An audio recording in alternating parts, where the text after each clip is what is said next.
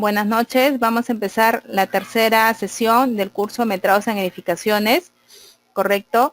Y vamos a continuar con los cálculos que hemos venido desarrollando. El metrado que hicimos, hasta el metrado que trabajamos la semana anterior fue hasta volumen de relleno debajo del material, debajo del nivel terreno natural. Decíamos que cuando hablamos de relleno, teníamos dos tipos de rellenos, uno el que se ubica debajo y otro que se ubica encima del nivel terreno natural. El que está debajo ya lo hemos trabajado la semana anterior, tal cual están estos imágenes, ¿correcto? Y decíamos que el nivel de relleno que está debajo lo podríamos reconocer porque solamente es una partecita, fin del sobrecimiento y fin del cimiento, solamente esta parte que está acá churada y donde yo ya he colocado las medidas, ¿correcto? Y en los ejes que acá está indicado 1, 1, 2, 2, 3, 3, 4, 4, son los ejes horizontales primero que hemos trabajado, ¿correcto? Por eso hemos trabajado todas estas medidas 3.625, de los cuales teníamos 1, 2, esto es 1 solo, 3, 4, 5 y 6. Es por eso que acá aparece en cantidad 6, el largo 3.625, que es lo que estamos ahí trabajando.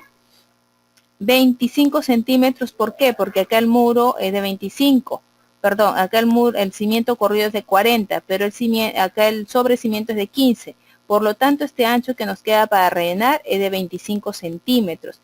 Y es lo que está acá indicado. El alto es 30 centímetros, tal cual lo habíamos ya trabajado de este corte de la cimentación, que es 30 centímetros debajo. Y por encima vamos a ver los 15 centímetros de altura. Bien, entonces hasta ahí es lo que veníamos trabajando. Después de haber hecho todos estos cálculos, obtengo que el volumen a rellenar debajo del nivel terreno natural es 5.01. Bien, luego vamos a trabajar el día de hoy la partida que continúa, que es el volumen de relleno encima del nivel terreno natural. Recuerden ustedes que, como les decía, hay dos tipos de relleno, uno que está por encima y el debajo. Ahorita vamos a trabajar el que está debajo del nivel terreno natural. Y yo cómo lo puedo reconocer ese volumen a metrar que se llama debajo, encima del nivel terreno natural. Lo puedo reconocer porque está churado todo el área que va a servir para alojar al concreto simple que va a formar parte del falso piso y posteriormente de los pisos. Es por eso que yo veo todo, o sea, he rellenado, he compactado toda esa área porque voy a recibir a mi falso piso. Recuerden que el falso piso tiene que alojarse sobre un relleno debidamente compactado y ese relleno es el que se trata del que está encima del nivel terreno natural. Es por eso que acá veo todas las áreas, pues, ¿no? Veo todo el área. Entonces eso es lo que vamos a metrar. Entonces acá ya se ha preparado ya y que luego también lo vamos a ir colocando en nuestras hojas de Excel, ¿sí? Tenemos acá esta imagen donde yo ya lo he churado y lo he anexado. Tengo en todo el ancho es 3.625, en todo el largo es 3.675 y hay dos áreas iguales y abajo también hay dos áreas iguales, ¿no es cierto? Es decir, tengo cuatro áreas, 1, 2, 3, 4, ¿no es cierto? Lo vamos a remarcar. Tenemos una, tenemos dos, tenemos tres y tenemos cuatro áreas iguales con esa sección de 3.625 y 3.775. Luego tengo dos áreas iguales también de 2.10 de largo por 3.625 de ancho, ¿no es cierto? Pero que acá hay una peculiaridad que hay que restarle este sobrecimiento de 2.10 de largo por 15 centímetros de ancho. Y eso es lo que yo he colocado en este cuadro de los cálculos, ¿no? Tengo eje AA, eje CC, ¿no? Eje AA, que es el vertical, y eje CC, entre ejes 1, 1 y 2, 2, ¿no es cierto? 1, 1 y 2, 2. Es por eso que solamente aparece una y dos áreas. Dos veces de 3.625, que es el ancho, por 3.675, que es el largo, ¿no? Acá el largo, y el alto son los 15 centímetros que ya les había indicado del corte anterior. Luego tenemos eje A, ya hemos hecho estos dos ejes, ¿no? Y luego estos dos áreas. Luego tengo eje AA, eje CC, entre ejes 3, 3 y 4, 4. Tenemos igual dos áreas, ¿correcto? Tenemos igual dos áreas de las mismas medidas. De 3.625 por 3.775. Entonces, cuando yo veo acá las hojas, tengo 3.625 por 3.675 y el alto igual, 15 centímetros.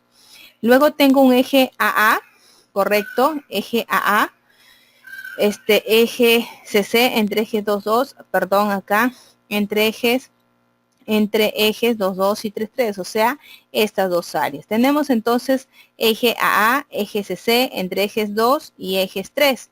Tenemos estas dos áreas que tienen dos veces, correcto, dos veces de 3.625, que es este largo, y el ancho, el largo es 210, correcto, lo que está acá, 15 centímetros igual de alto y 2.284.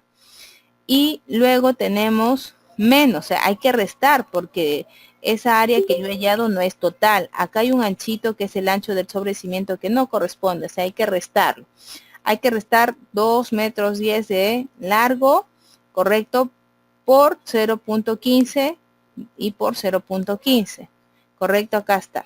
2.10 por 0.15 y 0.15, ¿correcto?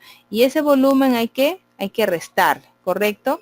Lo que sí hay que chequear acá, a ver, vamos a calcularlo, no sé, me parece que ahí ha habido un error, a ver, 0.15 por 0.15 por 2.10, me sale 0.0, acá, a ver, acá 0.0, 0.047, 0.05, ¿correcto?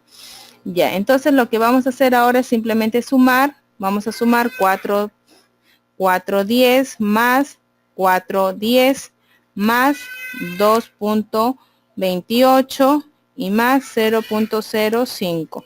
Tenemos 10.53, ¿no? 10.53 metros cúbicos de relleno debajo. Entonces, si yo quisiera acá, vamos a acotar, si yo quisiera saber el volumen de relleno total, ¿correcto? Entonces acá vamos a poner entonces el volumen de relleno total es igual a, en este caso, los 10.53, que es lo que hemos hallado que está encima, más tenemos un dato ya de 5.01, que es debajo, más 5.01. En total nos da un volumen de relleno total de ¿cuánto? De 15.54 metros cúbicos, ¿correcto? Bien, entonces este es el dato ya, digamos, final en cuanto a lo que es relleno, ¿no? 15.54 metros cúbicos, ¿ya? Entonces estos datos igual luego lo vamos a pasar a la hoja de Excel que hemos venido trabajando para completar todas las partidas que ya le hemos venido haciendo en el Excel, ¿ya? Bien. Luego vamos a hallar dentro de lo que es movimiento de tierras, tenemos tres partidas. Ustedes saben que cuando hablamos de relleno, sí, tenemos dos tipos de rellenos. Un relleno que va encima del nivel terreno natural, como está acá indicado, que es, digamos, ese relleno que va a servir para colocar el falso piso. Y tenemos un relleno que está debajo, que es esta parte o este cuadrado más pequeño. Lo que hemos trabajado ya la semana anterior, hasta donde nos hemos quedado, es el relleno que está debajo, esta parte churada, pequeña, que se da entre fin del sobrecimiento y fin del cimiento, ¿correcto? Y los cálculos también que hemos trabajado, que nos salió 5.01 metros cúbicos, que lo he jalado de la hoja de Excel nada más, ¿correcto?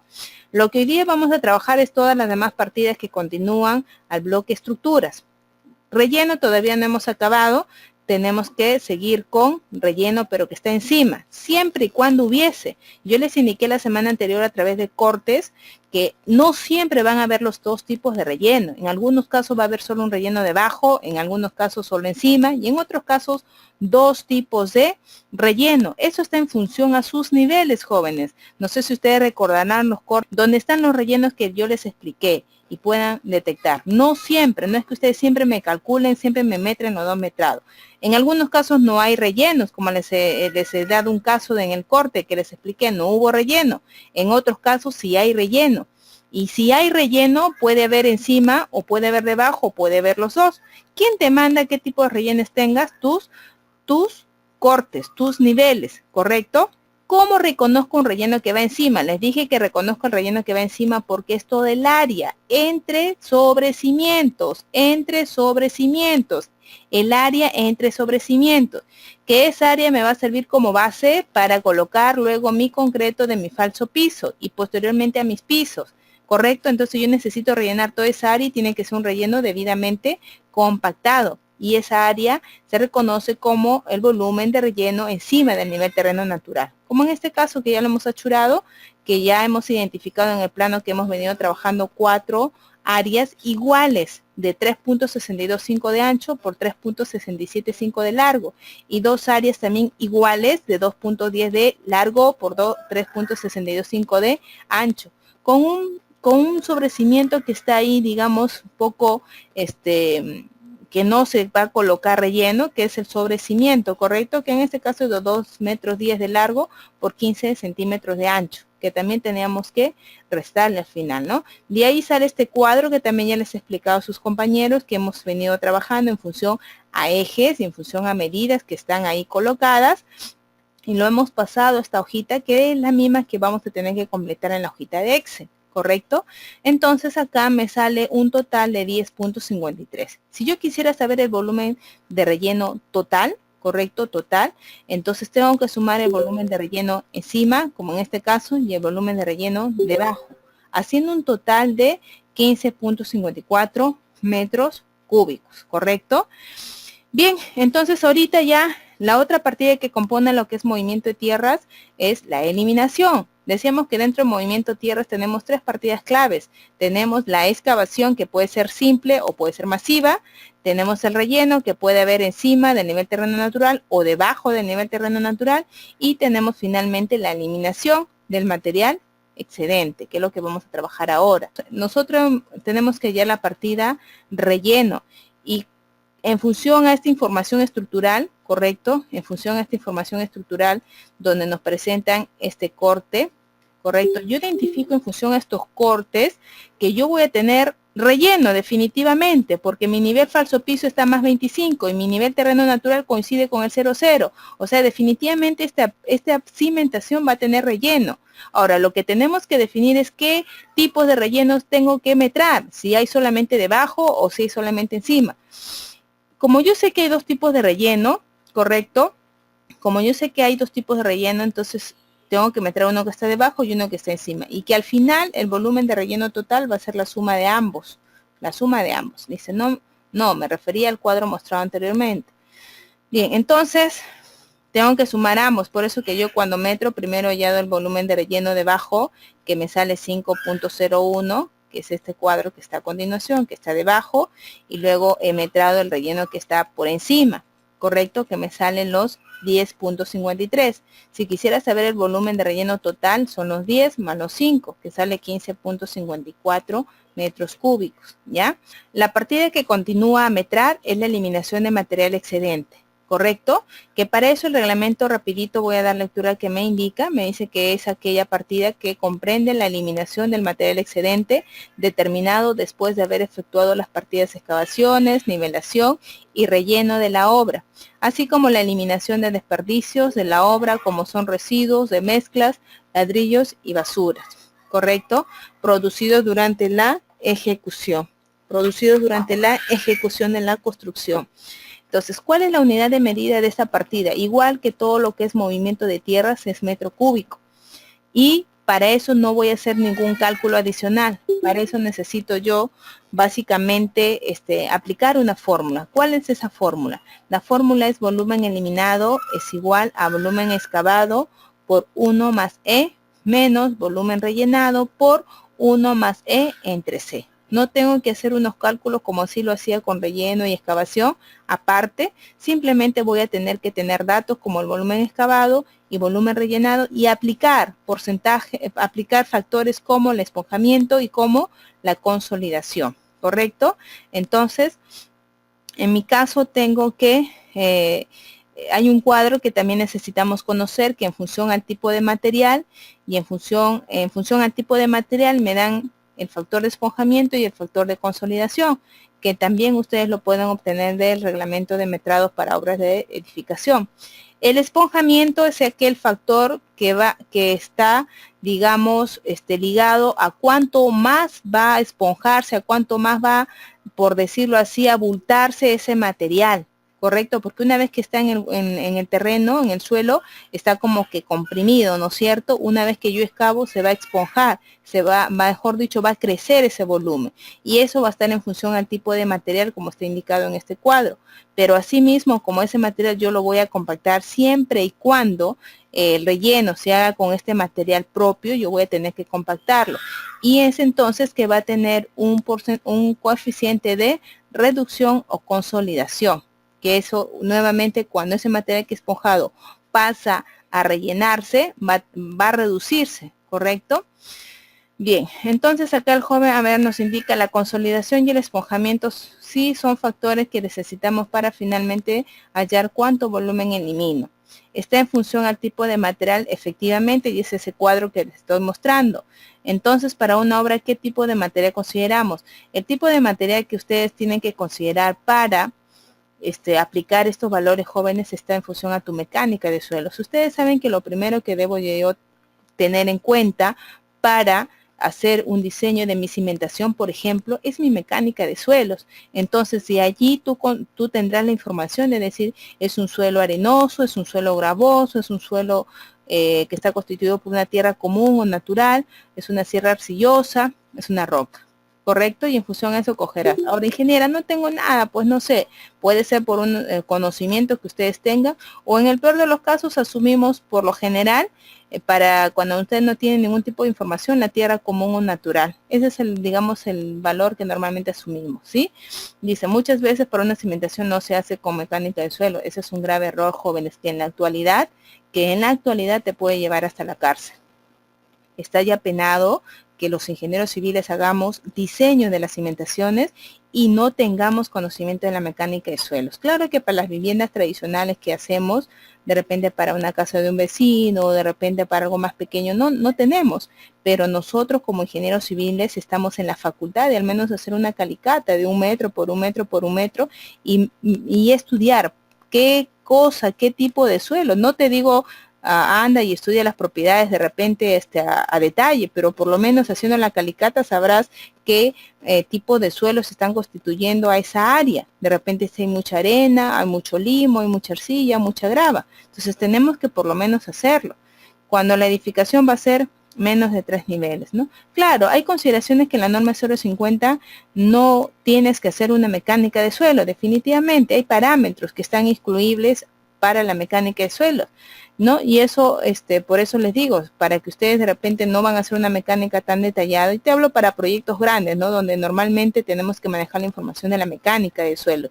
De repente una casa tradicional, como les digo, que está en función a los niveles y al área, no necesitas, pero por lo menos por conocimiento necesitamos hacer esa mecánica o esa inspección a través de calicatas para conocer las condiciones que vamos a aplicar. Entonces, la eliminación del material excedente es igual al volumen excavado menos el volumen rellenado multiplicados por sus factores correspondientes, ¿ya? Entonces, el volumen eliminado en este caso vamos a considerar una tierra común que tiene un factor de esponjamiento, el famoso E, que es 25%, y el famoso C, que es 0.8.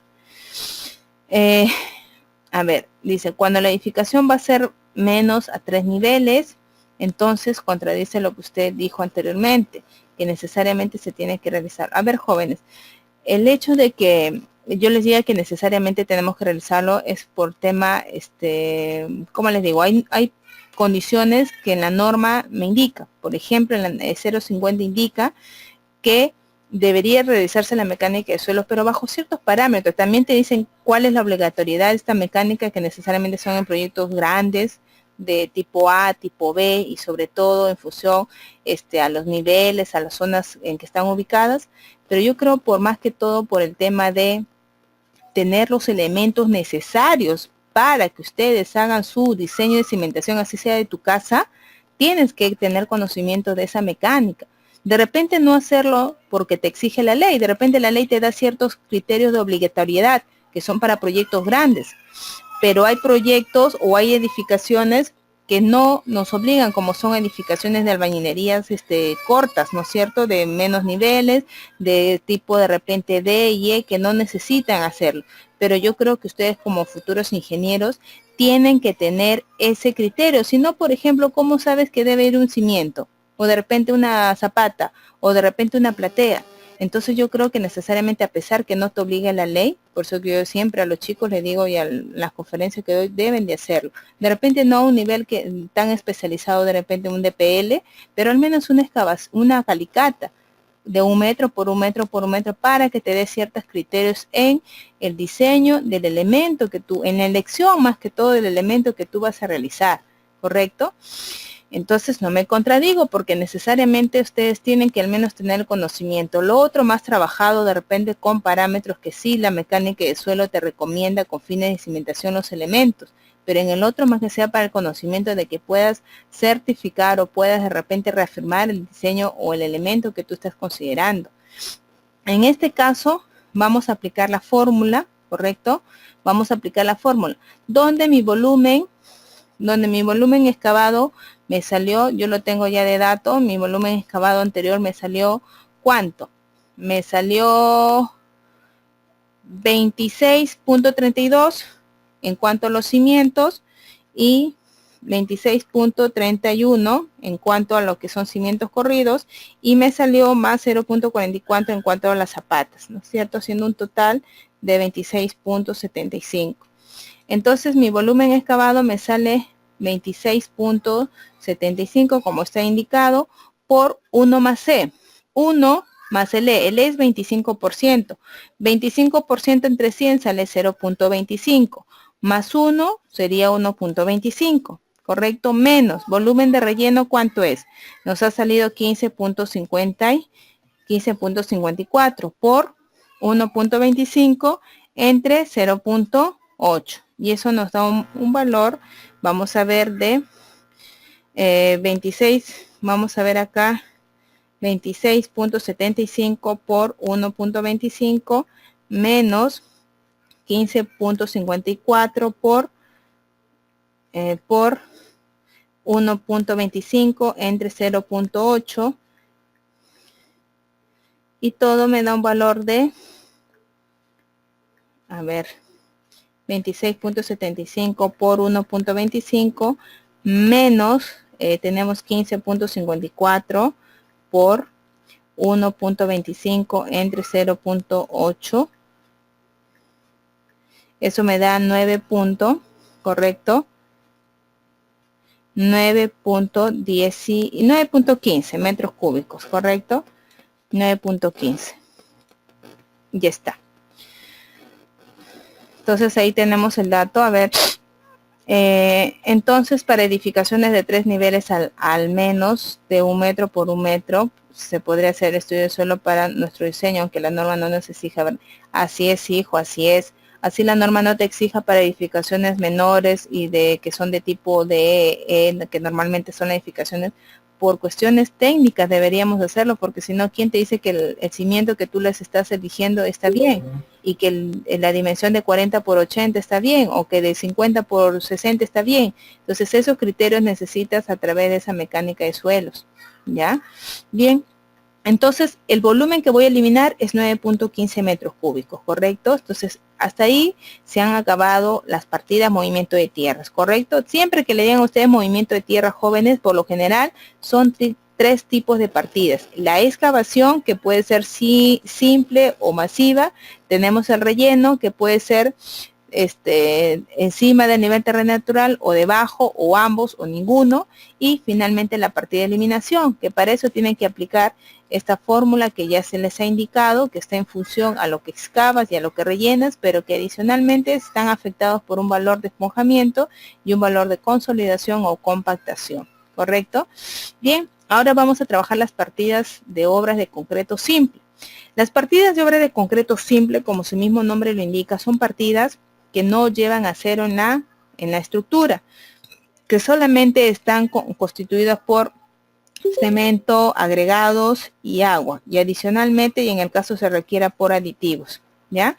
Entonces, para este tema de estos, digamos, para En este caso, para las partidas que nosotros estamos trabajando ahorita, correcto, con esos planos vamos a trabajar las siguientes partidas. Vamos a trabajar los cimientos corridos, las partidas sobre cimientos, con su, digamos, partidas específicas encofrado y desencofrado, y la partida específica concreto, correcto, y también la partida falso piso. Este rubro comprende el cómputo de los elementos de concreto que no llevan armadura metálica.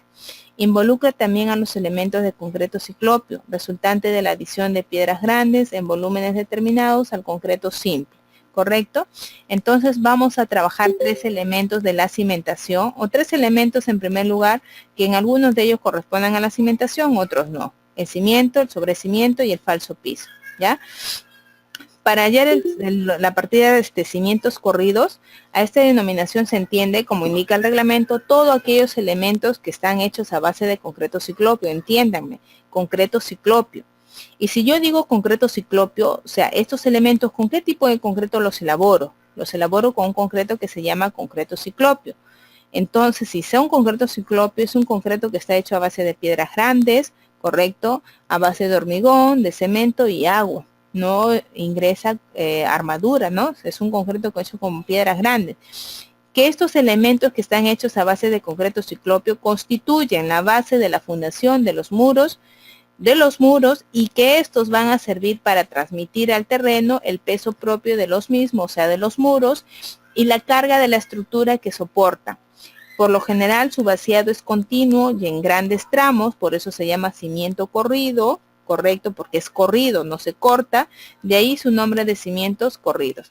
La unidad de medida que vamos a trabajar también en cimientos corridos es metro cúbico, ¿correcto?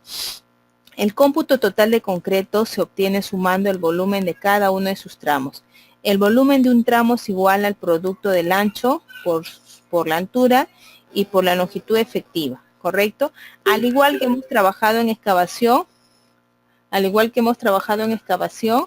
en tramos que se cruzan se medirán en intersección una sola vez. No se van a cruzar, no vamos a duplicar, ¿correcto? A continuación presentamos la cubicación de los cimientos corridos, ¿ya? Entonces sabemos que los cimientos corridos tienen una unidad de medida de metro cúbico, porque lo que vamos a analizar del cimiento corrido solo es el concreto. No vamos a encofrar, no vamos a colocar acero, solamente el cimiento corrido. ¿Qué partida específica trabajamos? El concreto, cuya unidad de medida es metro cúbico, ¿ya? Entonces acá tenemos un gráfico que es lo que yo siempre acostumbro cuando recién estamos empezando a trabajar, tener gráficos, esquemas, ¿correcto? Donde voy a colocar el esquema en función a los datos, lo voy a direccionar a los datos que yo necesito, donde solamente necesito ver las medidas y de esos elementos que yo estoy trabajando. Entonces acá veo un ancho que es de 40, que es el ancho de la excavación, que va a ser también rellenado con concreto. Y acá está el corte 40 por 80, 30, y este es el nivel terreno natural. Entonces, cuando hago el concreto del cimiento corrido, tengo los 40 centímetros de ancho, tengo los 340, tengo los 40, los 340 y los 40. Tengo acá los 40 centímetros también, ¿no? 340, 40, 1,85 m, 40, 340 y 40 centímetros. Y acá igual tengo 40 centímetros, 340, 40 centímetros, 340 y 40 centímetros. Entonces tengo todo este esquema, tengo todo este gráfico, y lo que yo voy a hacer básicamente es recoger esta información y llevarla a las hojas de cálculo respectivas, ¿correcto?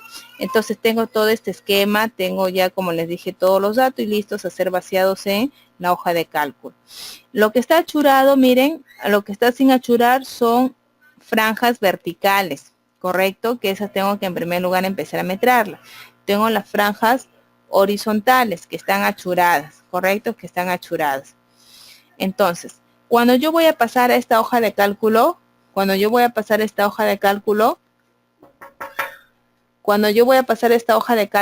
entonces veo, por ejemplo, especificación, veo la unidad de medida, veo el número de veces, veo el ancho, veo el alto, largo y subtotal.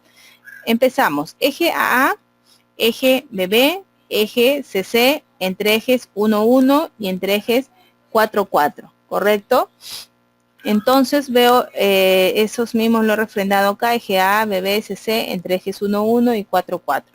¿Cuál es la unidad de medida para lo que es concreto de cimiento corrido? Es metro cúbico. ¿Cuántas veces? Tenemos una, tenemos dos y tenemos tres franjas verticales. Tres franjas verticales. El ancho del concreto de esta cimentación, ¿cuánto es? 40 centímetros de ancho por 80 centímetros de alto. ¿Y cuánto es el largo?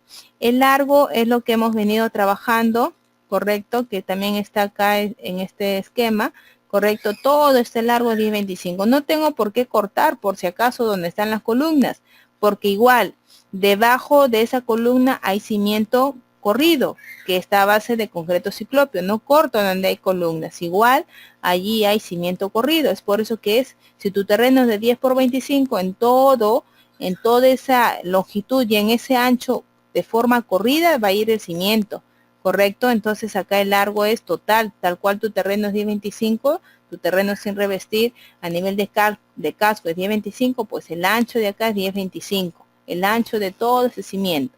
Que lo mismo se da para esas franjas verticales, 10.25, 10.25 y 10.25, ¿ya? Y es lo que yo he colocado, 10.25, 40 centímetros de ancho, de alto 80 y 9.84. Luego tenemos los ejes, ya hallamos todos los verticales, ahora nos falta horizontales, eje 1, 1, eje 2, 2, eje 3, 3, eje 4, 4, entre ejes, en este caso AA y CC. Tenemos, ¿cuántas veces tenemos acá? Tenemos una, tenemos dos, tenemos tres, tenemos cuatro, tenemos cinco, tenemos seis, tenemos siete y tenemos 8, ¿no es cierto? Tenemos 8 veces 40 centímetros de 40 centímetros de ancho por 80 centímetros de alto y tenemos un largo en este caso de 3.40, ¿no? De 3 metros 40, ¿no? Tenemos 1, 2 de 3.40, 3, 4, 5, 6, 7 y 8, ¿no? Tenemos 8, digamos, franjas, 8 franjas de 3 metros 40 y con su misma sección, que es de 40 por 80 centímetros, 40 por 80. Luego tenemos, dentro del cálculo de los cimientos corridos tenemos, ¿qué más? Solamente tenemos, a ver, luego eje B', ¿no? Luego acá en esta franjita también hay un cimiento, ¿correcto? También hay un cimiento, que en este caso sería 1,85 m de largo por 40 centímetros de ancho por 80 centímetros de alto, ¿sí? Y una sola vez, porque hay solamente un elemento de esas características. Sumando todos estos volúmenes parciales me da un total de 19.10 metros cúbicos, ¿correcto? Bien, ahora, ustedes saben que con ese volumen que ustedes obtienen van a poder hallar dos cosas. Ustedes saben que ese volumen de 19.10 metros cúbicos te va a dar dos cosas. Por un lado te da la parte de el presupuesto de obra y por otro lado te da la parte de la cuantificación de los materiales, ¿no? Es decir, vas a una obra, ingeniero, tengan los planos y con esos planos necesito saber, por ejemplo, qué materiales debo de pedir el día de mañana. Para eso, ¿qué necesitan? Necesitan hallar la cuantificación de materiales, ¿correcto? O hacer su requerimiento de materiales en función a una cuantificación de materiales. Y esa cuantificación de materiales que ustedes van a determinar está en función a datos, como por ejemplo metrados. Si ustedes no tienen el dato metrado, jamás van a poder hacer un requerimiento de obra, ¿correcto? Entonces, por eso que yo al inicio les refería que los metrados les dan dos datos importantes. Por un lado, les permite hallar toda la parte del presupuesto de obra y por otro lado, todo el requerimiento de materiales. Yo tengo acá un dato correcto que es 19.1 metros cúbicos de concreto a vaciar en los cimientos corridos. Con este dato, chicos, con este dato de 19.1, voy a hallar, no les voy a decir presupuesto porque es otra metodología, es hallar costo unitario, luego multiplicarlo por el metrado y hallar presupuesto. Eso no es, digamos, lo que he venido a enseñarles, ¿no? Esa es materia de otro estudio. Lo que ahora de repente anexo a lo que son metrados, les voy a complementar con la parte de cuantificación de materiales para que ustedes puedan hacer sus requerimientos en obras. Por ejemplo, con estos 19.10 metros cúbicos de concreto para los cimientos corridos, ¿cómo hallamos el requerimiento? Y a eso va lo siguiente diapositiva. ¿Cómo calcular la cantidad de materiales? ¿Correcto? Con ese volumen de 19.10 metros cúbicos. Entonces, lo hacemos de la siguiente manera. Para eso, jóvenes, tenemos que conocer tablitas de cuantificaciones. Por ejemplo, ¿qué pasa? Hay, por ejemplo, tipo de concreto, como por lo general son los concretos simples, para cimientos, para sobrecimientos, para lo que son morteros de acabados, morteros para asentado de ladrillos, mortero, luego está el concreto simple para falso piso, ¿no? Entonces, por lo general, ese tipo de concretos simples y morteros, ya hay tablas parametradas para simplemente coger el dato y multiplicar por nuestro metrado y sacar cantidad de materiales. Por lo general, ya hay tablas establecidas. No necesito hacer un diseño de mezcla para hallar la cantidad de materiales por metro cúbico para ese tipo de concreto, ¿correcto? Pero ¿qué pasa? Va a haber tipos de concretos que se llaman concretos estructurales, por ejemplo, de lo de 210 de resistencias a la compresión de 210 kilos centímetros al cuadrado hacia arriba, donde yo sí necesariamente tengo que hacer un diseño de mezcla, porque eso va a estar en función a las características de los materiales, a las propiedades de los materiales, que en este caso son los agregados, ¿ya? Entonces, en función a eso va a variar probablemente mis diseño de mezcla, que es decir, por mi cantidad de cemento, mi cantidad de agregado, mi cantidad de piedra y mi cantidad de arena gruesa. Eso sí va a variar. Entonces, jóvenes, lo que yo vamos a hallar ahorita es para un concreto ciclopio, donde es un concreto en realidad de baja resistencia, donde ya hay tablas que yo puedo utilizarlas para hacer eso. Por ejemplo, este es un modelo de una tabla de diseño de mezcla. Ahora, los concretos que son para cimientos corridos, ¿correcto? O concretos ciclopios, normalmente tienen esta dosificación que está encerrada con este recuadro rojo, que es un concreto con una resistencia menor a 100 kilos centímetros cuadrados, y esos tipos de concretos cumplen o deben de tener la siguiente proporción: 1:10 más 30% de piedra grande, ¿correcto? Acá es piedra de piedra grande, para que no se confunda, de piedra grande, ¿ya? Entonces, 1:10 más 30% de piedra grande, ¿correcto? Donde la relación agua-cemento es 0.8. Ahora, para ese tipo de diseño o de proporción, ¿cuánto, digamos, es la cantidad de materiales que yo voy a utilizar por metro cúbico? Esos 0.9 bolsas por cada metro cúbico, 0.83 metros cúbicos de hormigón por metro cúbico de concreto y 0.48 metros cúbicos de piedra grande por metro cúbico de concreto y 0.10 metros cúbicos de agua por metro cúbico de concreto, ¿ya? ¿Qué significa? Miren, chicos, cuando uno tiene un diseño de mezcla, cuando uno hace un diseño de mezcla, ese diseño de mezcla te va a dar dos cosas. Por un lado, te va a dar la proporción o la dosificación, ¿correcto? Que es este valor, que es 1:10 más 30% de piedra grande. Que eso está en función al tipo de concreto que yo necesito tener. Que en este caso, como es un concreto no estructural de baja resistencia, ya están parametradas las dosificaciones, ya están establecidas las dosificaciones. Ya que en este caso, como es un cimiento corrido, es un concreto ciclopio, la dosificación que le corresponde es 1:10 más 30% de piedra grande, cuya relación agua-cemento es 0.8. Hasta ahí, el diseño de mezcla me dio la primera parte importantísima, que es mi proporción, de decir, por tanto de cemento, échale tanto de hormigón y tanto porcentaje de piedra grande, ¿correcto?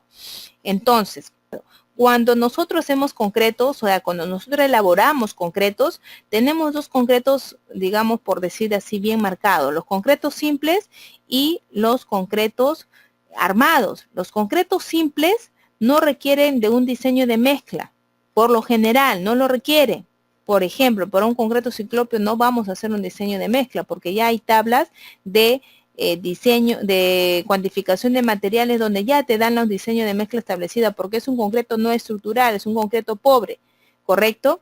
Que ahí no va a estar tanto en función a las características que tenga la cantera, porque es un concreto pobre, no estructural.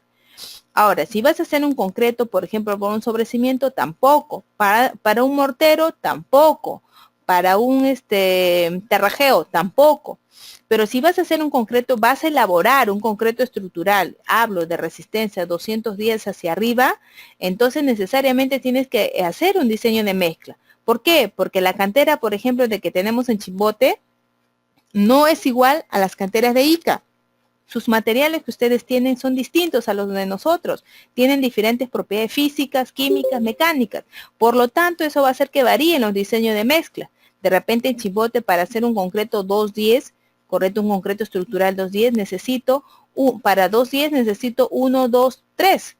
De repente en Ica, con sus propias características que tienen sus agregados, necesitan para hacer concreto 210 una dosificación de 1, 1.5 y 2. ¿Quién sabe? Eso está en función a las características, a las propiedades de los agregados. Lo que yo les estoy mostrando son tablas para concreto no estructurales, que por ejemplo es para un cimiento corrido, que ya están establecidas las dosificaciones, que ya están establecidas las proporciones, ¿correcto?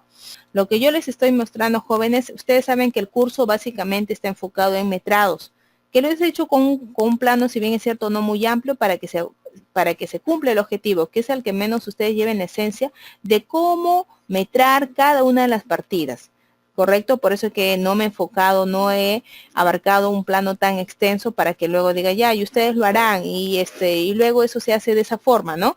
Lo estoy trabajando con ustedes de lo más digerible posible para que ustedes puedan entender la razón de ser en un curso virtual, que es un poco difícil en realidad, porque no hay interacción directa entre nosotros, entre ustedes y mi persona. Ustedes simplemente me escuchan, me están siguiendo a través de las diapositivas y están haciendo sus preguntas. Lo que yo estoy haciendo ahorita es algo adicional, jóvenes, que no es parte del objetivo del curso. El objetivo del curso es metrados. Y lo que yo les estoy dando ahorita es un plus. Es algo adicional para que ustedes digan, bueno, y con lo que metro, bien o mal, ¿qué cosa puedo hacer más? O que si algún día te vas a una obra y te hacen que cumples esa función de hacer requerimientos de obra, sepas cómo sacarlos. A eso nada más. Tal vez algunos lo manejan, tal vez para algunos sea nuevo, ¿no es cierto? Y es por eso que en cada una de las partidas voy a tratar dosificación de diseño con datos ya establecidos para que ustedes sepan cómo trabajar. Claro, yo les estoy diciendo que el curso no es diseño de mezcla, sino que les estoy explicando. Ahora, si ustedes no quieren que yo les un poco enriquezca este curso con temas, digamos, anexos que sí tienen que ver directamente con metrado, entonces no en realidad toco ese tema. O sea, yo les he dado porque como profesional creo que es importante que ustedes tengan esta información, ¿correcto? Por eso, pero si a ustedes no les gusta y quisieran solamente el tema así tan drástico, metrados y punto, ya yo no lo hago tampoco, ¿correcto? Pero ahora ya está acá, así que voy a continuar, ¿ya? Bien, entonces les decía que cuando tiene un diseño de mezcla tienes dos cosas. Por un lado tienes la dosificación o proporción, que te dice por cada una de estas cosas, échale tanto de otra cosa. Es como sus mamás, siempre digo a los chicos, va a ser un cabrito. Ella sabe que para 20 personas tiene que comprar tanto de carne, tanto de vinagre, tiene que echar tanto de culantro, etcétera. No te va a echar una bolsa de sal, una bolsa de Ajinomoto, ¿no es cierto? Entonces, eso está en función a las cantidades en su proporción adecuada. Ahora, lo que ustedes ven anexo, o sea, al ladito, estas cantidades son la cantidad de materiales por cada metro cúbico de concreto. ¿Qué quiere decir? Que si ustedes van a elaborar un metro cúbico de concreto, ¿con cuánta cantidad de material lo elaboramos? Necesitamos 3 bolsas de cemento aproximadamente, necesitamos aproximadamente un cubo de hormigón, medio cubo de piedra grande y 0.10 metros cúbicos de agua. Con esas cantidades yo elaboraría en buenas condiciones un metro cúbico de concreto ciclópeo, cumpliendo esta proporción. ¿Por qué? Porque la proporción es importante porque me va a garantizar la resistencia. En cambio, estas cantidades también se sobreentiende, pero más que todo me dan un dato rapidísimo para hallar la cantidad, cuantificación, ¿correcto? Bien, exactos chicos, también las cantidades se calculan de acuerdo a las dosificaciones ya brindadas, o si no, por las que te brinda Capeco, si no me equivoco. Entonces ya sabemos que un diseño de mezcla, esas tablitas normalmente darán la proporción, que es la dosificación para control de calidad, y por otro lado te dan la cuantificación, que es para requerimiento de materiales. por ejemplo, si nuestro volumen en nuestros cálculos de concreto ciclopio nos ha salido 19.1 por vaciar, tenemos hoy día tenemos que vaciar mañana, mañana 23 de mayo, tenemos que vaciar aproximadamente 19 cubos de concreto ciclopio, de concreto del cimiento corrido, ¿correcto? De concreto ciclopio para el cimiento corrido, 19 cubos. ¿Qué cantidad de materiales pedimos? Entonces, analizando las tablas ya indicadas, decimos lo siguiente, 19 cubos, porque esta cantidad de materiales, chicos, es para 1 metro cúbico, pero yo no tengo un cubo que vaciar, tengo ¿cuánto? 19 metros cúbicos, por lo tanto será 19 por 2.9, 19 de hormigón por 0.83 metros cúbicos de hormigón. La piedra grande, que es de 8 a 10 pulgadas, el tamaño es 19 metros cúbicos por 0.48 metros cúbicos de piedra grande y 19 metros cúbicos de concreto por 0.10 metros cúbicos de agua. Calculando en buenas partes, tendría que hacer el siguiente requerimiento. 57 bolsas de cemento tipo 1, 16 metros cúbicos de hormigón, 10 cubos aproximadamente de piedra grande, entre 8 a 10 pulgadas y 2 metros cúbicos de agua, chicos. Entonces, si ustedes van a hacer un requerimiento, se hace de esa forma, a través de esas tablitas, ¿ya? Bien. Entonces, eso es en cuanto a lo que es el concreto para el cimiento corrido. También es importante que ustedes sepan que cuando trabajamos cimientos corridos, estos cimientos corridos ya deben de estar colocados sus pasos o llamados huelgos, que les sirven para que luego no esté rompiendo los cimientos corridos. Los cimientos corridos, por lo general, las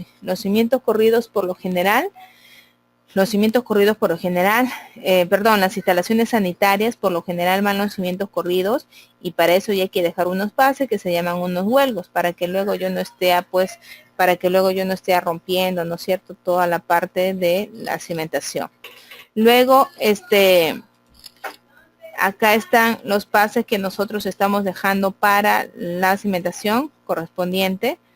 Asimismo, chicos, es importante que ustedes sepan que cuando nosotros tenemos un cimiento corrido, hay que hacer la técnica del rayado para que posteriormente, cuando voy a colocar el sobre cimiento, haya adherencia entre el cimiento y sobre cimiento, ¿ya?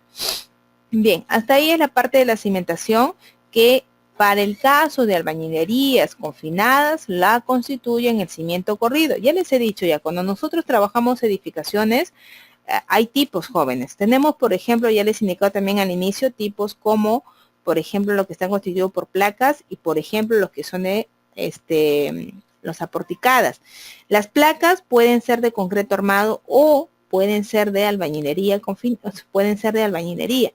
Entonces, sí les voy a enseñar también a metrar zapatas cuando lleguemos a concreto armado, chicos. No se preocupen, también vamos a metrar zapatas, ¿ya? Entonces, en este caso, estamos trabajando las edificaciones del tipo placas, específicamente aquellas edificaciones que están hechas a base de la albañilería, o sea, los muros, ¿correcto? Y estas albañilerías confinadas específicamente tienen ya tipos de cimentación específicas. Por ejemplo, en la cimentación solamente deberían de ir cimiento y sobre cimiento. Y en el peor de los casos, es decir, que si tu suelo es recontra malo, debería de aplicarse o de colocarse una platea de cimentación. Bien, los sobrecimientos, que es otro elemento que constituyen a las edificaciones de albañilería confinada, son aquellos elementos que van sobre el cimiento, por eso se llama sobrecimiento, porque van encima del cimiento corrido. Y es aquella parte de la cimentación o aquellos elementos que sirven para alojar a los muros, ¿correcto? Que sirven para alojar a los muros y que sirven de protección a la parte inferior de los muros, aísla al muro contra la humedad o de cualquier otro agente. Estas partidas sobre cimiento o estos elementos llamados sobrecimientos, de esos sobrecimientos vamos a metrar dos partidas específicamente. Vamos a metrar el concreto, cuya unidad de medida es el metro cúbico, y vamos a metrar el encofrado y desencofrado, cuya unidad de medida es metro cuadrado. Esas dos partidas específicas solamente vamos a metrar. En el caso, pues, como les decía, los sobrecimientos pues tengan mayor altura, tendríamos que metrar adicionalmente el acero, ¿ya? En este caso solamente lo vamos a metrar como si fuera simple, porque el acero ya les he dejado más que todo para los elementos de concreto armado, como columnas, vigas, losa. Bien, este es un plano o un esquema que también se suele hacer para esta partida sobre cimiento, ¿no? Donde tenemos los ejes ya establecidos A, B, C y B'. Tenemos el eje 1, 2, 3 y 4, ¿correcto? Bien, entonces lo que está achurado, lo que no está pintado son los ejes verticales que tenemos que considerar. Y lo que está achurado son los ejes horizontales que también tenemos que considerar, ¿correcto? Y esta es la cimentación, el corte de la cimentación, que tiene un ancho de 40 por 80 centímetros de alto y el sobrecimiento de una altura de 55 centímetros, ¿no? Y o sea, está bastante alto, debería ser armado, pero en este caso para un poco poder avanzar, porque ya les he dicho que el acero lo vamos a mezclar en concreto armado, entonces se ha dejado para fines didácticos nada más como si fuera simple. Entonces tenemos las medidas ya establecidas, tenemos un largo de 3.625 y un largo de 3.775 y un ancho de 3.625, ¿ya? Entonces acá tenemos el cuadro de concreto de sobrecimiento. Vamos a metrar, por ejemplo, los ejes en primer lugar A, eje B y el eje C. Entre ejes 1, 1 y 4, 4, ¿correcto? Los ejes verticales, como está indicado. Como es concreto, la unidad de medida es metros cúbicos. Ahora, si ustedes se han dado cuenta, hay 3 franjas iguales verticales, 1, 2 y 3. 3 franjas verticales. Que el concreto va a tener un ancho, en este caso, los verticales son de 25 centímetros de ancho, ¿correcto? 25 centímetros de ancho, tiene un alto de 55 centímetros y tiene un largo de 9.25. ¿Cómo salió ese 9.25? Miren, chicos, los sobrecimientos también es de algo bastante importante que ustedes deben de conocer en sobrecimientos. Los sobrecimientos van entre columnas. Los sobrecimientos van entre columnas, ¿ya? Tal cual lo voy a ahorita a colocar.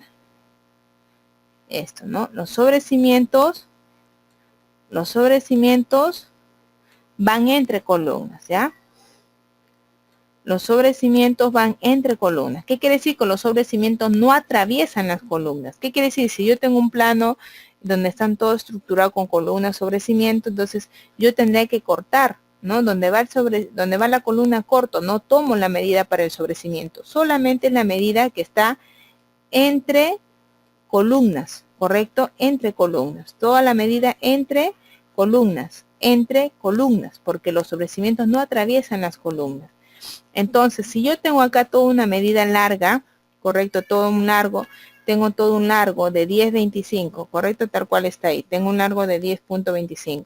Entonces, lo más correcto, si es que yo quisiera sacar la longitud de los sobrecimientos, es que le reste los anchos de las columnas. ¿Cuántas columnas tengo? Tengo una columna, tengo 2 columnas, tengo 3 columnas, tengo 4 columnas, ¿no? 4 columnas de ¿cuánto? De 0.25 centímetros de ancho, lo cual me da una longitud total de 9.25, correcto. Es por eso que esa medida la que está colocándose acá, ¿no? 9.25 por un alto de 55 y un ancho de 25. Recuerden que estamos hallando concreto y me sale un total de 3.816 o 3.82. Luego tenemos los ejes horizontales, eje 1,1, eje 2,2, eje 3,3, eje 4,4, entre ejes AA y ejes CC, ¿correcto? Para eso también tenemos ¿cuántas franjas? Tenemos 1, 2, 3, 4, 5, 6, 7 y 8, ¿ya? Tenemos 8 franjas, ¿no? Puede ser 8 franjas de 3.625. O puede ser lo siguiente, 3.625 por 2 sale 7.25. O sea, esta medida achurada más esta medida achurada sale 7.25. ¿Cuántos de 7.25 hay? Hay 1, 2, 3 y 4. O puede ser 3.625 de 8. O sea, da lo mismo, ¿correcto? Entonces acá he decidido que van a ser 4 franjas de 7.25 por 15 centímetros de ancho y 55 de alto. ¿Por qué? Porque en los ejes horizontales es más delgado, es de 15 centímetros de ancho. En cambio, en los ejes verticales sí es de 25, pero el alto sigue siendo lo mismo. Y finalmente tengo una franja chiquita que es de 2 metros 10 por 0.15 de ancho y por 0.55 de alto, ¿correcto? Y me da un subtotal de 0.173. Sumando todos estos volúmenes me sale 6.50, ¿correcto? 6.50. Ahora, al igual que en lo que hemos hecho en cimiento corridos, ustedes con esos datos que tienen de sobrecimiento, de concreto para el sobrecimiento, también pueden hacer requerimientos para sus obras. ¿Cómo lo pueden hacer? Al igual que hemos hecho en cimientos corridos, tenemos tablas ya establecidas, que por ejemplo, como es un sobrecimiento, la dosificación ya no es 1 en 10, sino es 1 en 8. ¿Qué dosificación le corresponde a un cimiento corrido? 1 en 10, más 30% de piedra grande. ¿Qué dosificación le corresponde a un sobrecimiento? 1 en 8 más 25% de piedra mediana. ¿Correcto? Entonces acá tenemos la proporción.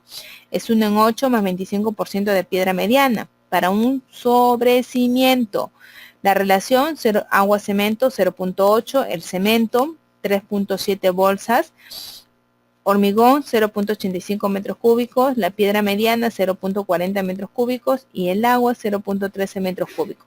Toda esta cantidad de materiales es para elaborar 1 metro cúbico de concreto.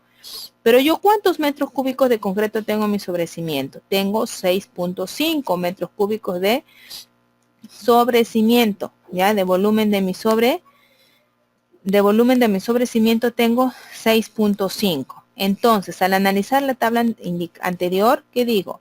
6.5 es metros cúbicos, pero ¿cuántas bolsas necesito por metro cúbico? 3.7. Y simplemente multiplico, igual 6.5 por 0.85, ¿no? Acá es 0.85. Y acá tenemos 6.5 por 0.40 y 6.5 por 0.13. Con lo cual, si es que ustedes le dijeran o le pidiesen una opinión, ¿qué cantidad de materiales necesitamos para elaborar un concreto para mi sobrecimiento?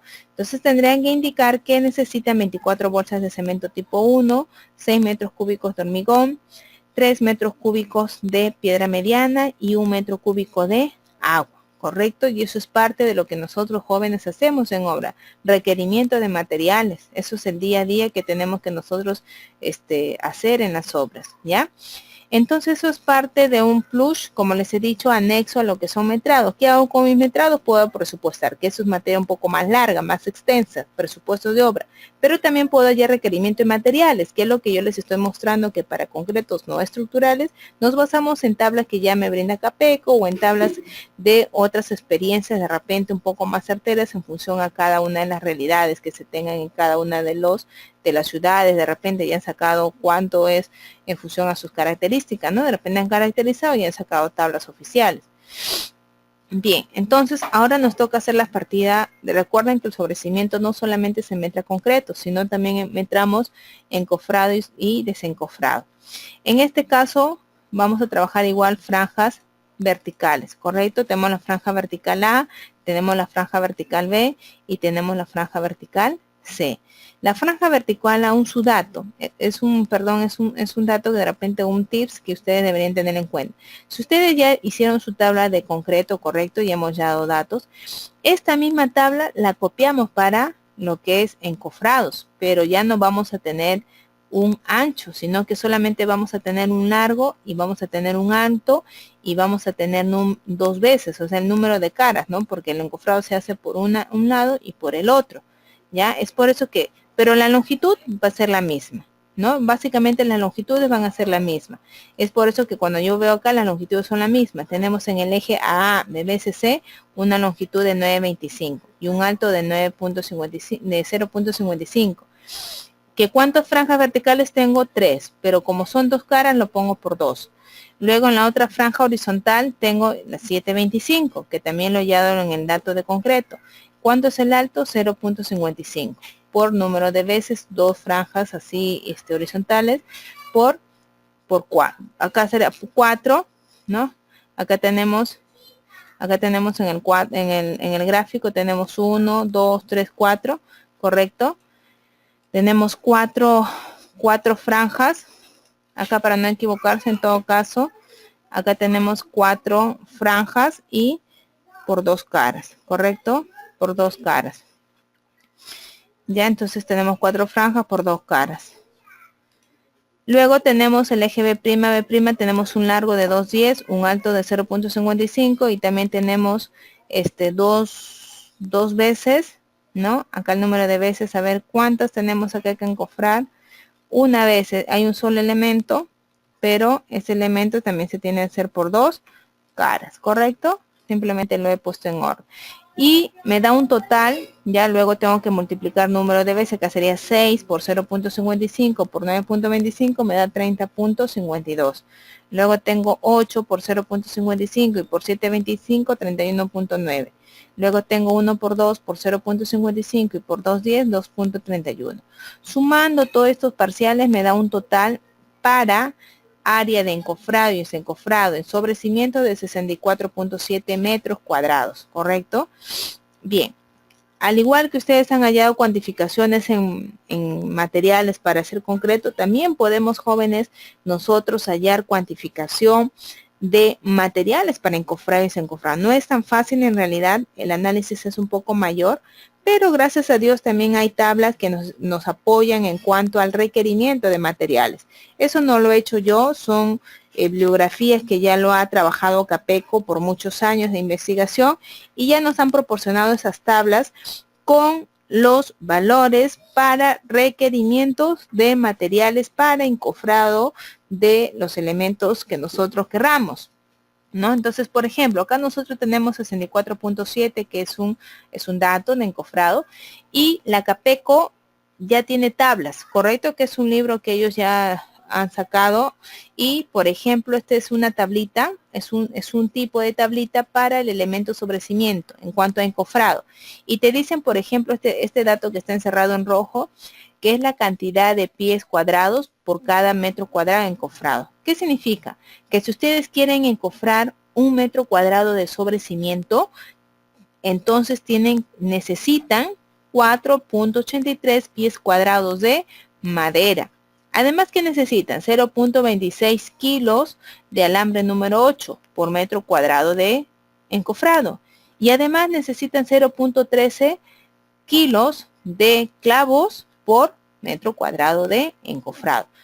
Cuando ustedes metran todo ese metrado que hayan en este caso del elemento, todo ese encofrado que ustedes metran de ese elemento, básicamente les va a dar el encofrado en función a la unidad de medida, ¿no? O sea, ¿cuánto es la unidad de medida para encofrado? ¿Cuánto es mi lectura para entenderte metrados encofrados, metros cuadrados? Pero no vas a ir a la ferretería ni vas a hacer tu requerimiento en metros cuadrados. No le vas a decir, ¿saben qué, señor de la ferretería Sodimac? Véndame 20 metros cuadrados para encofrar el sobrecimiento. No es así el lenguaje o la interpretación.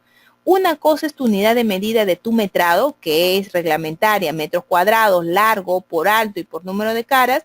Y otra cosa es que en función a ese dato de metros cuadrados, tú halles cuánto material necesitas para encofrar esos metros cuadrados del elemento. ¿Ya? Es otra cosa diferente. Lo que les quiero decir es que cuando nosotros hemos hallado la cantidad de materiales en concreto, nosotros lo hemos hallado fácilmente porque ya hay tablitas parametradas para ciertos tipos de elementos, como el cimiento, como el sobrecimiento, como el falso piso, ¿correcto?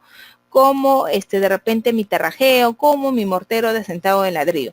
Para esos concretos que no son estructurales, ya hay tablas que la Capeco me brinda y que son las que utilizo. Ahora, en este caso de encofrados también, yo he hallado ya un dato que está en función a la unidad de medida que me brinda el reglamento, que me dice para encofrados metros cuadrados, pero con esos datos, ¿cómo yo voy a la ferretería? ¿Cómo yo hago el requerimiento? En función a la unidad de medida, pues, ¿no? En este caso, el material que necesito para encofrar. Para eso también Capeco brinda estas tablas, que por ejemplo, esta tabla es la que brinda oficialmente Capeco, que ya son tablas en realidad que ellos han trabajado, que yo por ahora no necesito cuestionarlas, no necesito de repente decir o de repente sí saber cómo lo sacaron, pero de repente decir esto parece que no cuadra, ¿no? ¿Por qué? Porque son tablas que ya ellos a través de años de investigación las han sacado y nosotros las usamos. Entonces, en esta tabla, ¿qué puedo yo observar? Por ejemplo, veo encofrado de sobrecimiento, que es el elemento que yo estoy analizando, y veo una unidad de medida, que quiere decir que es unidad de medida preliminar, que es 0.36 metros cuadrados. Ahora, yo voy a hacer todo mi análisis. Les estoy tratando un poco de explicar lo que se ha hecho en estas tablas, ¿no? Entonces ellos han indicado que, por ejemplo, para encofrar un sobrecimiento necesitan tablones, soleras, barrotes, hornapuntas del tipo A, del tipo B y estacas. Y estas son sus secciones de esos elementos que van a constituir el encofrado. Bueno, acá hay toda una metodología que la longitud lo sacan por cada 60 centímetros para los tablones, ¿no? Su longitud lo sacan por 60 centímetros. Para los barrotes 40. Es una metodología de cálculo en realidad que ellos ya parametran estas longitudes. Que esto es en metro lineal, pero yo necesito para ya cuantificación de materiales, yo necesito saber que la sección, en este caso A, tiene que estar en pies, en pulgadas, B, que es la longitud, en pies, A también en pies, y C, que es la cantidad de elementos sobre 12, ¿no? Y eso me va a dar un valor. Ese valor lo voy a multiplicar, o sea, acá es A por B, o sea, es la sección en pulgadas por la longitud en pies, ¿correcto? La sección es ancho por alto, que es en pies, en pulgadas, eso es lo que va acá, A por B en pulgadas, por C en pies, así es la metodología, para que haya la cuantificación de la madera es en pies cuadrados, la cuantificación de la madera. Y esa cuantificación que es en pies cuadrados, yo necesito tener 3 datos. Necesito el ancho en este caso la madera en pulgadas, necesito el alto de la madera en pulgadas y necesito el largo de la pulgada en pies. Y eso se divide entre 2 y me halla la cantidad de pies. ¿Ya? La cantidad de pies. Ahora, esa cantidad de pies también la CAPECO considera que debe estar afectada por un porcentaje de desperdicio que lo considera el 10% y que eso se debe de también considerar con el número de usos, ¿correcto? De cada uno de esos elementos. Y esta columna H se va a hallar el valor ya multiplicado por los desperdicios entre el número de usos y que este número de usos es para esta unidad de medida. Pero yo no necesito para esta unidad de medida. Yo necesito para un metro cuadrado porque esa es mi unidad de medida, un metro cuadrado. Entonces, ¿qué hago? Esta cantidad yo la divido entre la unidad de medida para que me salga por metro cuadrado. Y es así que llego a este dato, ¿no? Que para cada metro cuadrado, para encofrar un metro cuadrado, yo necesito toda esta cantidad. Que sumando todo, cada uno de los parciales, me sale que para un metro cuadrado de sobrecimiento necesito 4.83 pies cuadrados. Y que adicionalmente CAPECO es tan bueno que adicionalmente me dice, mira, pero además para un metro cuadrado de encofrado necesitas ¿cuánto? 0.26 kilogramos de alambre número 8. Y necesita 0.13 kilogramos de clavos de 3 pulgadas con cabeza, ¿correcto? Bien, entonces esa tabla es la que se adopta los valores y es la que yo voy a considerar. Entonces digo, ¿cómo calculo la cantidad de materiales en encofrados? Entonces, si mi área de encofrado, como es mi caso, es de 65 metros cuadrados, entonces al analizar la tabla adjunta tenemos que la madera de tornillo en total emplear, ¿cuánto será? Para hacer el requerimiento estoy hablando. Serán los 65 metros cuadrados que he cuantificado en área encofrado por 4.83, ¿no? Que es el dato que estoy recogiendo de acá. 4.83 pies cuadrados por cada metro cuadrado. Pero yo no tengo un metro cuadrado encofrado, yo tengo 65 metros cuadrados. Entonces me da un total de 314 pies cuadrados de madera de tornillo.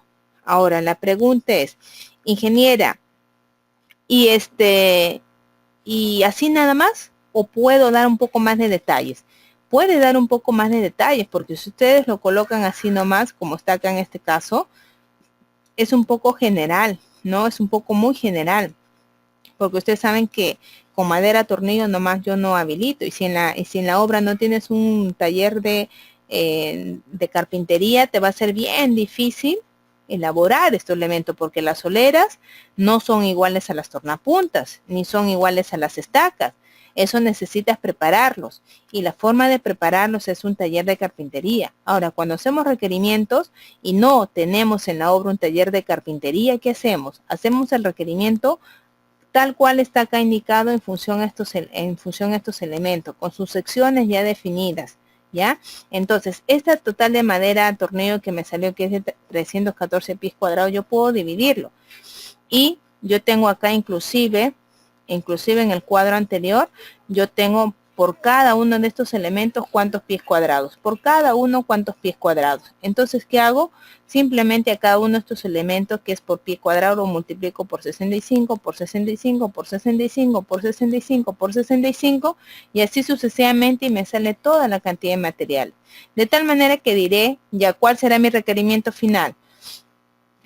Será 69.65 pies cuadrados de soleras, de pies cuadrados para soleras de sección 2x3, 83.2 pies cuadrados de tablones de 1,5 por 2, barrotes 25.35 pies cuadrados, tornapuntas 53.95 pies cuadrados, tornapuntas B 46.8 pies cuadrados, estacas 65 pies cuadrados, clavos 17 kilos y alambre número 8.45 kilogramos. O sea, eso es la manera correcta de cómo cuantificar o cómo hacer tu requerimiento de materiales para encofrados, ¿ya?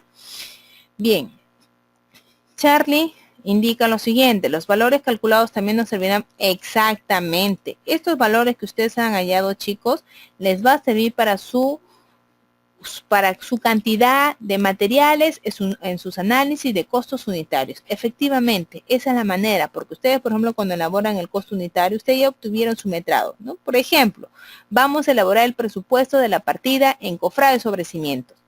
Para elaborar el presupuesto solamente de esa partida encofrado de sobrecimientos necesitan dos datos. Necesitan su metrado, que ya lo han hallado, que es 65, y necesitan el análisis de costo unitario. Y para hacer el análisis de costo unitario, ustedes necesitan recursos que necesitan para, o que requieren para desarrollar esa partida. ¿Y qué necesitan para desarrollar esa partida? Recursos, mano de obra, materiales y equipos. Y en los materiales, obviamente, vas a tú a tener que colocar este dato. Mira, ¿cuál va en tu análisis de costo unitario? Esto, 4.83 pies cuadrados. Ahí sí no lo detalles, solamente pones 4.83 pies cuadrados, pones 0.26 kilos de alambre número 8 y pones 0.13 kilos de alambre número 3. Tú ya lo colocas, ¿correcto? Eso efectivamente lo requiere para hacer su análisis de costo unitario. Bien, también es importante que ustedes conozcan, ¿ya? Dice, el metrado sería 65 metros cuadrados y dentro del análisis de costo unitario solo entrarán las tablas soleras. Sí, por eso te digo, o sea, en los metrados, tú para hacer el presupuesto de obra necesitas, por ejemplo, de la partida encofrado, necesitas dos datos. Metrado, ¿cuánto es tu metrado? 65. Y necesitas costo unitario. Pero en el costo unitario, como es el costo por unidad de medida de la partida, entonces necesitas saber cuánto te cuesta un metro cuadrado de encofrado. ¿Y qué necesitas para hacer un metro cuadrado de encofrado? Necesito 4.83 pies cuadrados, ingeniera de madera. Necesito 0.26 alambre. Necesito 0.13 kilos de clavo, ¿correcto? Entonces, ¿qué haces? Ese 4.83 pies cuadrados lo multiplicas por su precio de la madera tornillo, que está a 7, 8 soles. Con IGB necesitas el precio del alambre, necesitas el precio de los clavos, que está a 5, 8 soles, ¿no? Entonces, esos precios te van a dar la cantidad de recursos materiales. Faltaría el recurso mano de obra, faltaría el recurso maquinaria y equipos, ¿ya? Así se tiene que elaborar. Bien, entonces, los sobrecimientos, es importante que ustedes sepan que cuando se termina de vaciar el sobrecimiento, se deberá rayar la parte superior con un clavo para que luego haya adherencia entre el sobrecimiento y los muros. En este caso, la primera hilada que yo voy a considerar dentro de la albañilería. También es importantísimo que ustedes sepan que los sobrecimientos van entre columnas, o sea, no atraviesan, por una simple razón. Porque esta parte del sobrecimiento, porque esta parte, jóvenes, ¿por qué? Por dos razones. Miren, esto tiene su sustento en la siguiente razón. Que la altura de columna, correcto, en una albañilería confinada es desde la parte superior del cimiento hasta la parte inferior de la viga. O sea, este es el cimiento, correcto, esta es la parte superior. O sea, desde acá no dice el reglamento que la altura de columna es de la parte superior del sobrecimiento. Dice de la parte superior del cimiento hasta la parte inferior de la viga. Entonces, este concreto que yo voy a colocar en mi columna es diferente a mi concreto de mi sobrecimiento. Por lo tanto, si yo hago, digo, no importa, porque igual va a ir concreto, no es igual. Porque una columna, cuando se hace su evaluación estructural, su diagrama de fuerza cortante, su diagrama de momentos flectores, yo debo de tener empotramientos, que en esta parte es el cimiento y en la otra parte es la viga. Que eso cuando viene el sismo va a desarrollar, ¿no es cierto? Va a desarrollar su desplazamiento, va a desarrollar una fuerza cortante y en consecuencia un momento flector. Es por eso que yo necesito que acá colocar más estribos, porque yo sé que acá hay más fuerza cortante y por lo tanto más momento flector. ¿Cómo absorbo esos momentos flectores, esas fuerzas cortantes? Colocando estribos. Es por eso que el estribamiento comienzo a hacerlo en la parte superior del cimiento. Y bien cortitos acá en los extremos. Y a medida que se va separando, van ampliándose las distancias. Ya chicos, entonces no es igual a que hagan esto como el otro. El reglamento es bien claro. Dice parte superior del cimiento, parte inferior de la viga. Ya no se tiene que atravesar, tienen que dejarlos libres tal cual. Es por eso que en el metrado no hemos considerado este ancho, hemos considerado desde acá hacia el otro extremo y desde esta parte hacia el otro extremo. Lo que están viendo esta práctica es la que no se debe de hacer. Los sobrecimientos jamás deben atravesar las columnas, jóvenes, jamás. Bien, el metrado entonces sería 65 metros cuadrados y dentro del análisis de costo unitario suelen entrar los tablones, así es. Siempre lo tomaba desde la vista, desde la vida hasta desde la viga hasta el sobrecimiento. No es así, no, es hasta la parte superior del cimiento, chicos. Grave error. Bien, ahora, el sobrecimiento se cortará en el umbral de la puerta, ya que el reglamento de metrados para verificación indica que el falso piso va entre las caras interiores del sobrecimiento. Yo he visto muchos, ya en mi profesión que llevo, yo he visto muchos planos, muchos cortes que hacen esto, que de repente ustedes lo van a ver. Pero esto no es correcto porque parte de la cimentación que debe de llevar las albañilerías confinadas es mi cimiento y mi sobrecimiento. No debe ir el falso piso sobre qué, sobre el aire. Entonces, ¿para qué colocas el cimiento si vas a hacer eso? Si no hay conexión entre sobrecimiento y cimiento. No tiene razón de ser. Entonces no coloques nada, no coloques ni cimiento ni sobrecimiento. Ahora, esto es lo correcto. ¿Por qué? Y esto es justamente la explicación de que por qué los sobrecimientos van hasta el nivel falso piso. Porque el reglamento indica expresamente que los falsos pisos irán entre las caras interiores los falsos pisos irán entre las caras interiores de ¿qué? De los sobrecimientos, lo dice el reglamento. Por lo tanto, de ahí se saca la conclusión que el sobrecimiento va hasta el nivel falso piso. Además, en el numeral 4.7, el reglamento también indica que los falsos pisos los sobrecimientos van hasta el nivel falso piso. Ahora, hay una excepción, por ejemplo, cuando ustedes tienen longitudes, ¿correcto? Longitudes donde van mayores a 1,80 m, por ejemplo, donde va a ir una mampara, donde va a ir una puerta que es mayor a 1,80 m, entonces en esos casos indica que no vaya cimiento ni sobrecimiento, porque no vas a alojar en este caso un muro para transmitir cargas hacia la cimentación, solamente es una puerta, solamente es una mampara. Correcto, ahí no debería, o sea, siempre y cuando esa distancia sea mayor a 1,80 m. Si es menor, sí tiene que considerarse, indica el reglamento. Entonces, si es mayor, tienes que no colocarlo, solamente ir a tu falso piso y luego tus acabados como puertas o mamparas, ¿correcto? Y ya no iría nada, o sea, esto no es adecuado porque los muros y sobrecimientos sirven para una transmisión de cargas que tienen su razón de ser, pero no en estos casos, como está acá indicado, ¿ya? Bien, luego esto es digamos, algunas tapas que colocamos para que el concreto en este caso del sobrecimiento no atraviesa las columnas, ¿no? Unas tapitas que colocamos. A pesar que yo haga esta práctica en obra, ya no se considera para el metrado. No, el metrado solamente dice longitud y alto y por número de caras, no considera las tapas. Pero igual en obra tenemos que colocarlo esas tapitas para no tener el problema de que mi concreto de mi sobrecimiento atraviese mis columnas. Bien, nótese que se coloca una tapita ya para o no permitir el paso del concreto del sobrecimiento a la columna. ¿Ya? Bien, esto es un desencofrado del sobrecimiento. Bien, hasta ahí es la partida de falso piso y ahorita vamos a analizar la última partida, que es la partida falso piso, que también están hechas o están dentro del bloque de concreto simple. Dentro de esta partida, que es el falso piso, el reglamento indica lo siguiente, ¿ya? Que los falsos pisos es el solado de concreto, cuyo plano es de superficie rugosa y que se apoya directamente sobre el suelo natural o relleno.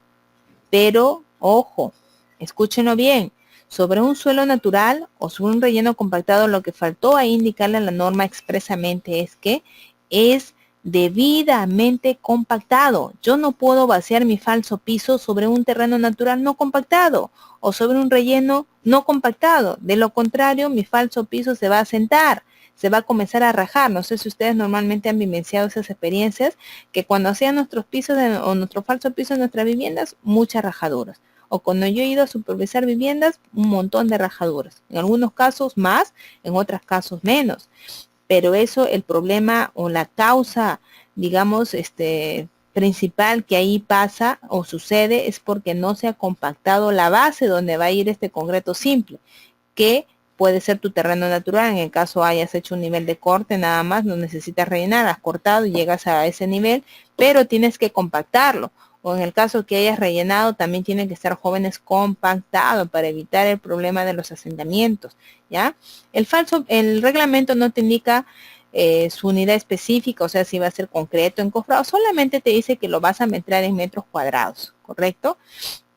Pero dice cómo lo vas a medir. Dice el área de falso piso, escúchenlo bien, será la comprendiente o la correspondiente, perdón, a la superficie correspondida entre los paramentos sin revestir. ¿Qué son los paramentos? Entre los muros sin revestir te quiere decir.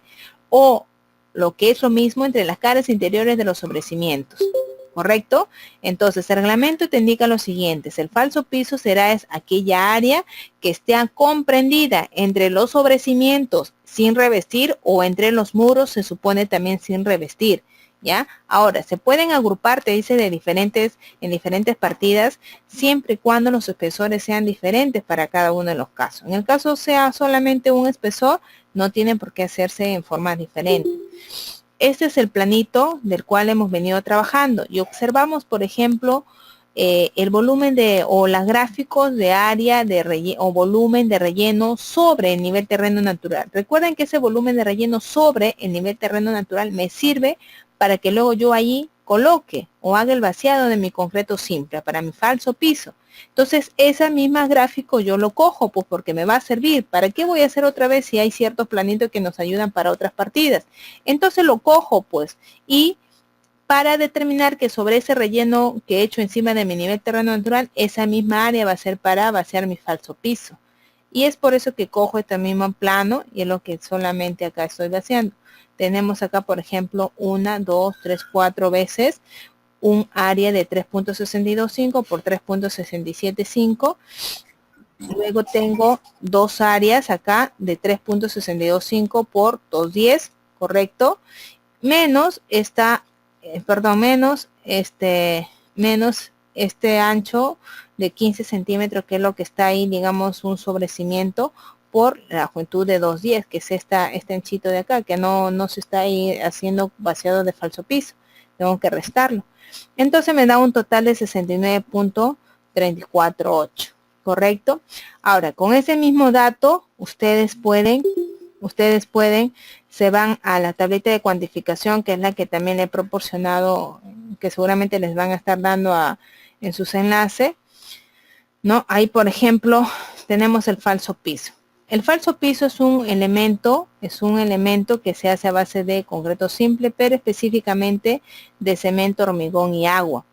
Y normalmente los falsos pisos son de una dosificación 1 en 10 o 1 en 12, ¿sí? Normalmente.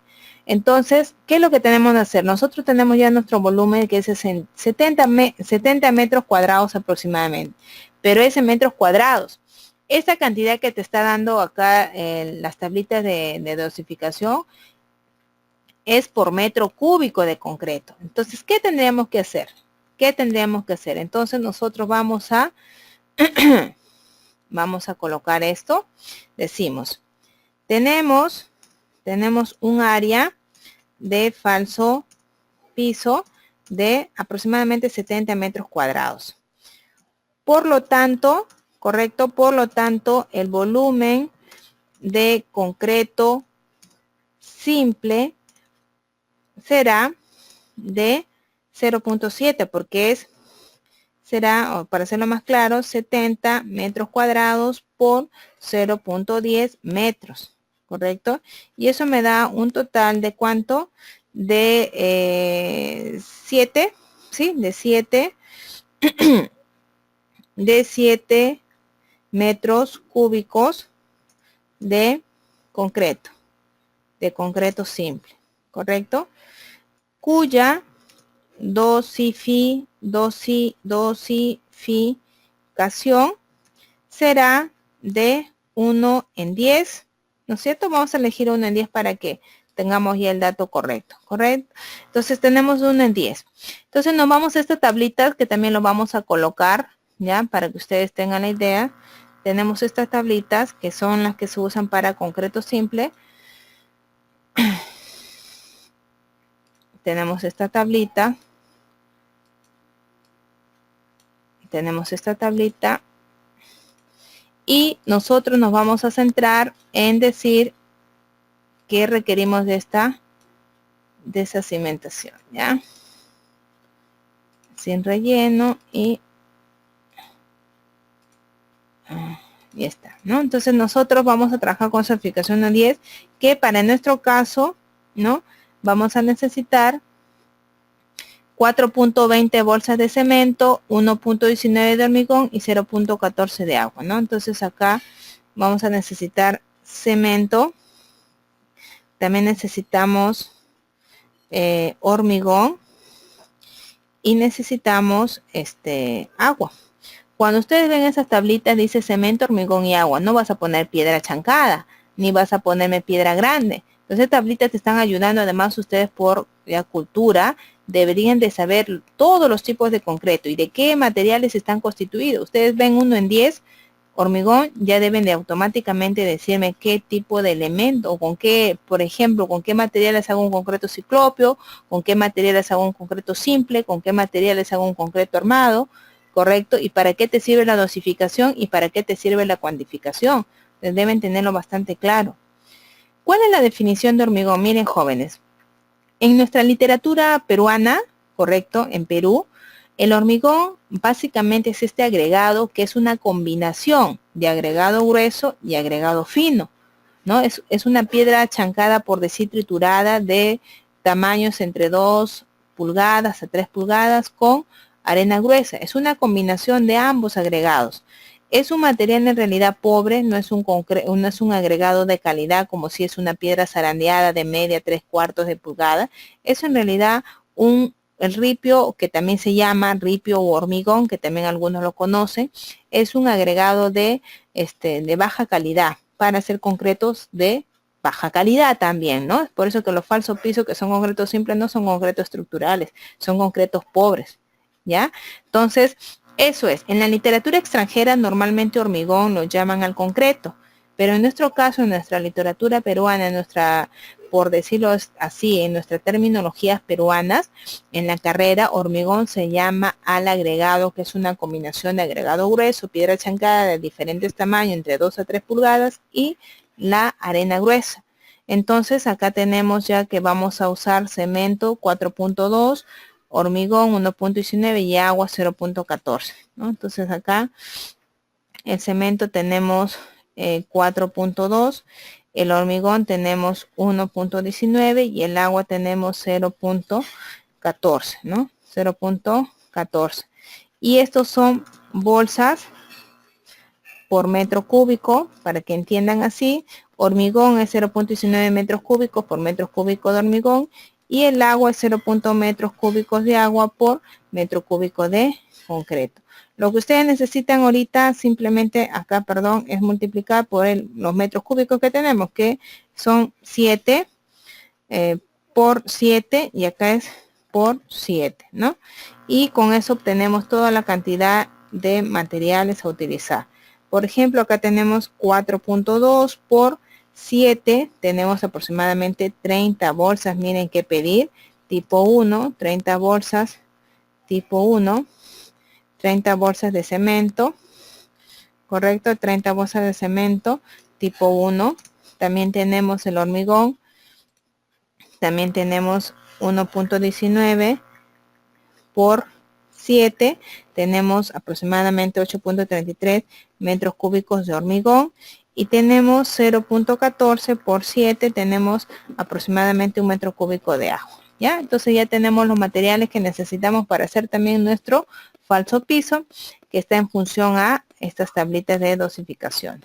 Bien, chicos, entonces hasta ahí hemos terminado la parte de concreto simple, ¿ya? Hasta ahí hemos trabajado movimiento de tierras y hemos trabajado concreto simple, ¿ya? Lo que vamos a hacer ahorita es las partidas, concreto, muros de albañilería y luego concreto armado. Entonces vamos a ver ahora la partida muros y tabiques de albañilería, ¿ya?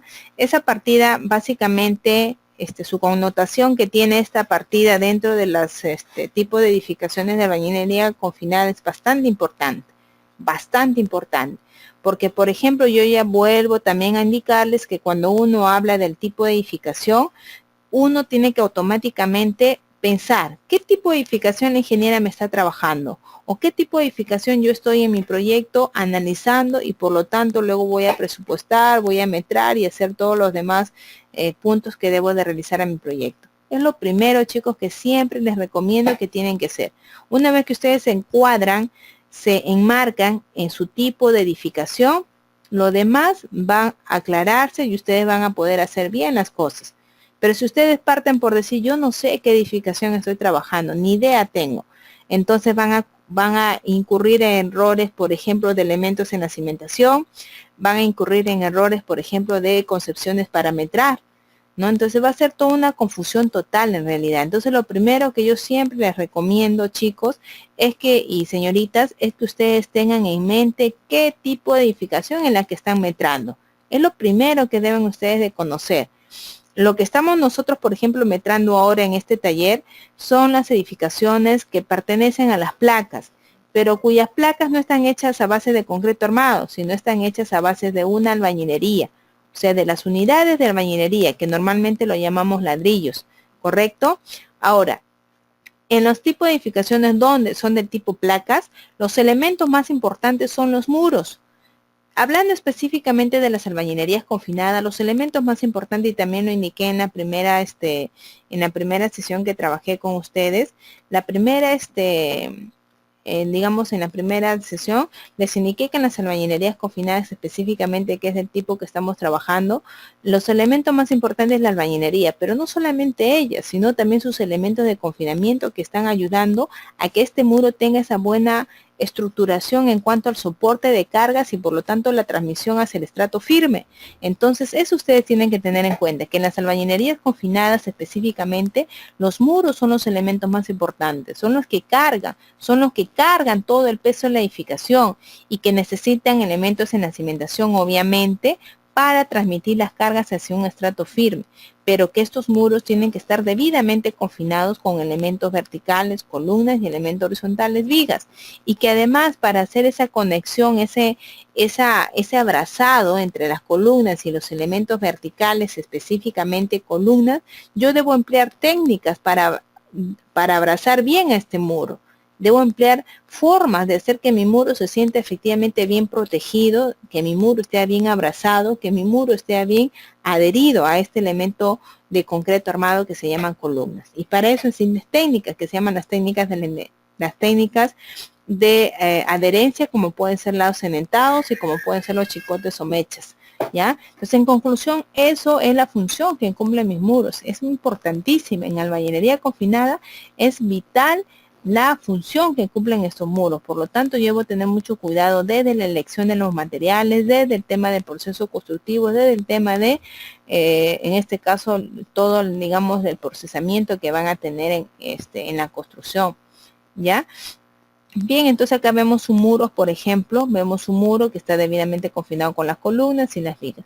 Una también de las características fundamentales en las albañilerías, chicos, que eso nunca se deben de olvidar, nunca, en las albañilerías confinadas específicamente, es que la distancia máxima entre ejes de columnas no pueden ser más de 5 metros. O sea, lo recomendable es esto, que la distancia o la separación entre ejes de columna sea 2 veces la altura del muro o en su defecto 5 metros. O sea, si ustedes van y analizan una vivienda y esta tiene entre separación de eje de columna 8, 10, 12 metros, jamás van a ser albañilerías. Lo más probable es que sean otro tipo de edificaciones, ¿ya? Entonces eso tengo que yo también tenerlo en cuenta. Por ejemplo, y en las aporticadas es más obviamente de 5 metros. Pues si esta albañilería es hasta 5, entonces en las aporticadas tendré de 5 para arriba, pues 7, 8, 10, 15 metros. Y eso estará en función a cómo tú estás estructurando. Por ejemplo, más distancia entre columnas, tienes que peraltar más la viga, por ejemplo, ¿no? Tienes que emplear elementos que te garanticen el buen funcionamiento de esa edificación. Acá veo un corte, correcto, acá veo un corte de una cimentación del tipo, de una edificación del tipo albañilería confinada, donde puedo ver, por ejemplo, el cimiento, puedo ver el sobrecimiento y puedo ver los muros, correcto, y que estos muros sobre ellos tengo las columnas, las vigas, perdón, y también voy a tener pues las columnas, ¿no? Esto es simplemente un corte para tener la idea. Bien, según el reglamento de metrados para obra de edificación en su ítem OE 3.1 refiere pues que los muros o paredes de la obra levantada son, que los muros son obras levantadas a plomo para transmitir o recibir las cargas de los elementos superiores como vigas, techos. Otra de las cosas importantes que ustedes deben saber que cuando uno va a trabajar a albañilerías confinadas es importante conocer el tipo de aparejo que nosotros vamos a trabajar. Por ejemplo, nosotros sabemos que los tipos de aparejo que normalmente trabajamos en construcciones son 3. Tenemos el tipo de aparejo llamado de canto, llamado de soga o llamado de cabeza. Y que además es importante que conozcan que si el muro está asentado a todo su largo, como indican ahí, se llama de cabeza. Que está asentado a todo su ancho, se llama de soga. Y que está asentado a todo su alto, se llama de canto. Entonces, es importante, miren chicos, manejar los tipos de aparejo. Ya es, por ejemplo, cuando nosotros vamos a ver, dice ingeniero, ¿y qué tipo de aparejo tiene? Entonces ustedes, no sé si tienen a la mano de repente su celular, ¿ya? A ver si me sigue. Yo creo que todos tienen su celular en estos momentos. Entonces, ustedes tienen su celular y su celular por lo general es un celular de forma rectangular, ¿correcto? Entonces, ese celular que es de forma rectangular, si ustedes observan todo el largo de ese celular, si ustedes lo asentasen así a todo lo largo que tiene ese celular, se llamaría un aparejo de cabeza, o sea, está sentado todo su largo. Ojo, viéndolo desde el corte transversal, no estoy hablando del corte longitudinal. Yo corto, por decir con mi cuchillo, mi celular por la mitad, correcto, en el sentido de la longitud más larga, y eso es mi corte transversal. Y si yo veo que corto ese celular y veo que está sentado a toda su longitud, entonces diré que el aparejo es de cabeza. Pero ¿qué pasa si yo cambio? O sea, hago un giro y ese celular lo estoy observando ahorita, lo pongo frente a mis ojos y estoy observando todo su ancho. Entonces significa que si yo hago el corte transversal en todo su ancho, yo voy a ver que ese tipo de albañilerías es de soga, está sentado a todo su ancho. Y si yo hago un giro y lo levanto y lo pongo a, digamos, observando la altura de ese celular, pues diré que se ha sentado de canto, ¿ya? Entonces es importante. Normalmente lo que trabajamos en la construcción son 2, los de soga y los de cabeza. Bien, otro dato importante que ustedes necesitan saber, un dato para comenzar a metrar muros, es la longitud y la altura. Las unidades de medida para metrar muros es metro cuadrado. Esa es unidad de medida de la albañilería o del muro. Entonces, si es metros cuadrados, yo necesito 2 medidas, 2 metros necesito, ¿no? 1 metro por un lado y 1 metro por otro lado. Entonces, necesito 2 medidas. Por un lado, reafirmo que será la longitud del muro, correcto, que esa me la voy a sacar, ese dato lo voy a obtener de la longitud que ya he hecho de mi sobrecimiento. ¿Por qué? De ese dato se pueden ayudar ustedes, porque yo el sobrecimiento lo hago ¿para qué? Para alojar a mis muros. Por lo tanto, la misma longitud de tu sobrecimiento debería ser en buenos términos la longitud de tu muro. Entonces ese dato ya lo manejo. La longitud del muro va a ser la longitud del sobrecimiento. Y la altura del muro es el nuevo punto que ustedes ahorita les voy a indicar. Cómo hallar esa altura de muro, ¿ya? Entonces, la longitud quedamos que por lo general va a ser la misma que ustedes tengan en el sobrecimiento, ya va a ser la misma longitud y que lo que va a variar es en todo caso su altura. ¿Cómo van a hallar esa altura? Miren chicos, la altura del muro, que es la que está indicada en la diapositiva, lo vamos a hallar en lo siguiente. Si no nos dicen contrario, los sobrecimientos sabemos que llegan al nivel de falso piso. Y ahí eso también lo indica claramente la norma, ¿ya? Es hasta el nivel falso piso. Entonces, eso es lo primero que tengo que saber, que los sobrecimientos llegan hasta mi nivel falso piso. Ahora, el muro, ¿desde dónde va a comenzar el muro? El muro va a comenzar desde la parte superior del falso piso hasta la parte inferior de la viga. Ya desde la parte superior del falso piso, perdón, desde la parte superior del sobrecimiento hasta la parte inferior de la viga. Ya, ahora, eso varía, eso va a variar en función a ciertos, digamos, consideraciones que yo tenga, ¿no? Pero por lo general, esta altura de muro en albañilería confinada, que es el tipo de edificación que yo estoy trabajando, es desde la parte superior de mi sobrecimiento hasta la parte inferior de mi viga. Ahora, para empezar un poco a completar la información, porque esa información se halla en función a sus niveles, te dicen, por ejemplo, que el nivel techo sin terminar, o sea, tu nivel a donde yo termino de vaciar el concreto de la losa, ese es mi nivel techo sin terminar, y que está a más 3.025. También tengo un nivel falso piso, que está a más 25, correcto, que eso ya del corte anterior sabemos que ese más 25 es desde el nivel 0. Y que el nivel fondo cimentación también es desde el nivel 0, pero hacia abajo, porque es negativo. Ahora, ese nivel techo sin terminar, todos los niveles jóvenes, todos los niveles se miden desde el nivel 0, todos, automáticamente todos. El único nivel que yo no lo mido desde el nivel 0 es el nivel más 1 metro. El nivel más 1 metro es el único nivel que yo lo mido desde el nivel piso terminado interior de la edificación. El resto de niveles yo digo es desde el 0, 0. Los valores positivos serán desde el 0 hacia arriba y los valores negativos serán desde el 0 hacia abajo, ¿correcto? Entonces, acá lo que yo tengo que saber es desde dónde mis 3,025. Entonces yo sé que de este es el nivel, ¿no es cierto? El punto del nivel techo sin terminar. De allí hasta este nivel que está acá prolongado, que es el nivel 0, es mi 3.025 tal cual está indicado. Ahora, tengo una viga que es de 20 centímetros de ancho y tengo mi losa de 20 centímetros de ancho. Por lo tanto, estoy en el caso de las vigas chatas. Tengo que desde ese nivel 0 hasta el nivel de, digamos, la parte superior del sobrecimiento es 25 centímetros, porque el nivel falso piso es más 25 y ese nivel se mide desde el nivel 0, ¿correcto? Entonces, lo único que me queda hacer es restar para poder determinar por diferencia la altura del muro. Entonces yo sé que ese 3.025 que está indicado va a ser igual a 0.20 más h sub m, que es la altura del muro, más 0.25. Entonces despejo esos valores, ¿sí? Y me da que la altura del muro es 2.575 metros. Así de fácil, chicos, hay que determinar la altura del muro. Obviamente sabiendo pues la ubicación. Yo por eso en la primera también sesión que estuve con ustedes, yo les indicaba la importancia de los niveles, de la ubicación de estos niveles, que ustedes sepan desde dónde cojo mi nivel techo sin terminar, desde dónde cojo mi nivel falso piso, es importantísimo, ¿ya? Entonces acá ya he determinado que en este caso que mi nivel falso piso ya tiene estas medidas, mi viga y mi longitud total, ¿correcto? Por lo tanto, ya tengo este valor de la altura de muro que es 2.575. Ahora, si tu viga es peraltada, ¿será lo mismo? Claro que sí, el concepto sigue siendo el mismo.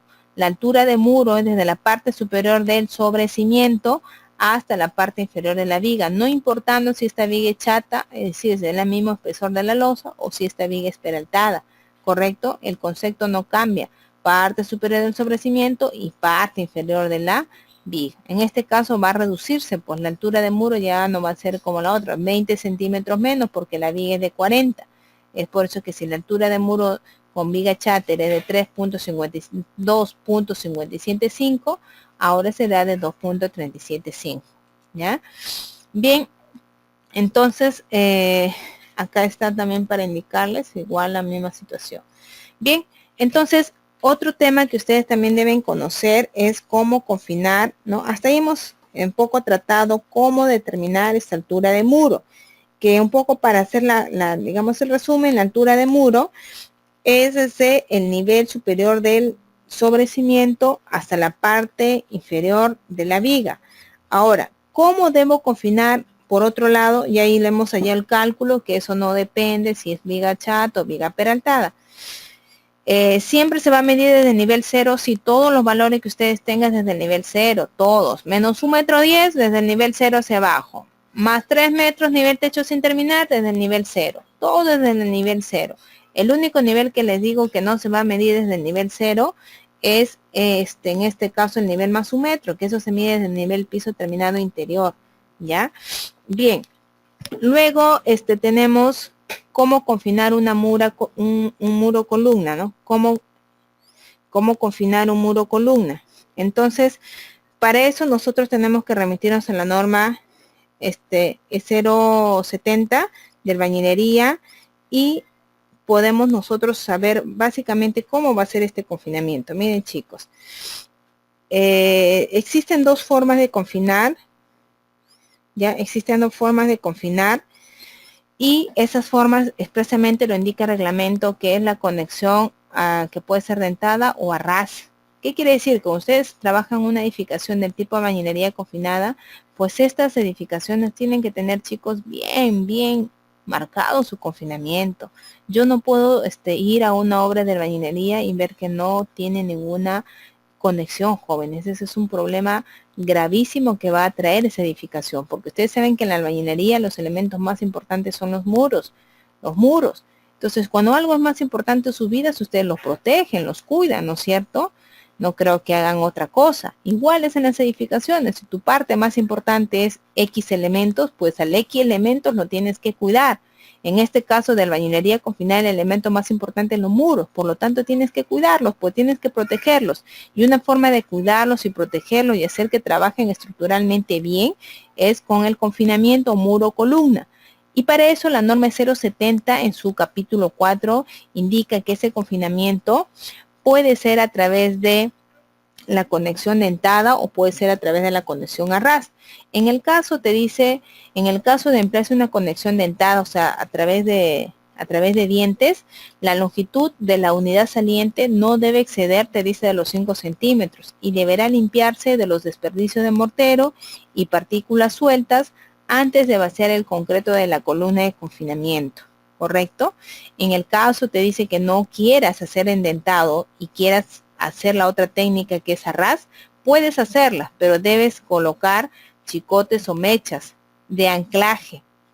Y estas van a estar compuestas por varillas, te dice, de 6 milímetros de diámetro, que penetran por lo menos 40 centímetros al interior de la albañilería y 12 centímetros y medio al interior de la columna, más un doblez a 90 grados de 10 centímetros. ¿Ya?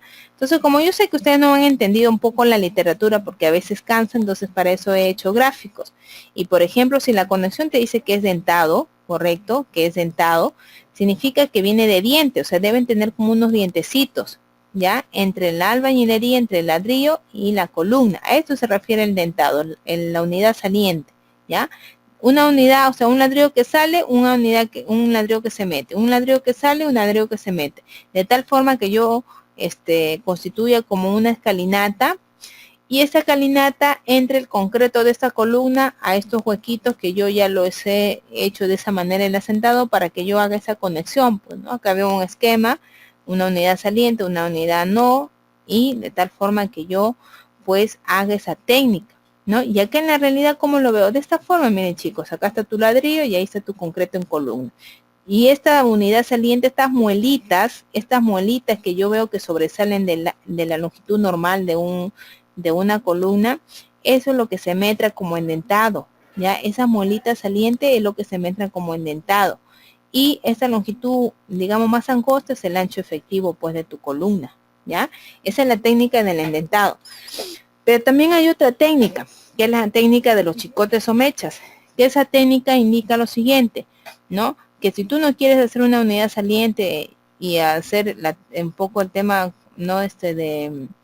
De las escalinatas, por decirlo así, puedes emplear refuerzos. Refuerzos te dice horizontales, como en este caso, ya, como en este caso de 4.7 milímetros, donde este acero que tú colocas o este refuerzo de acero horizontal que tú colocas, tiene que ingresar 40 centímetros al ladrillo, al muro, y 12 centímetros y medio a la columna. Con un doblez, te dice de 10 centímetros, correcto, y va a ir cada 3 hiladas, 1, 2, 3 hiladas va el refuerzo, 1, 2, 3 hiladas va el refuerzo, ¿ya? Entonces eso también tendrías que colocarlo siempre cuando tú decidas por esa técnica de los chicotes o mechas.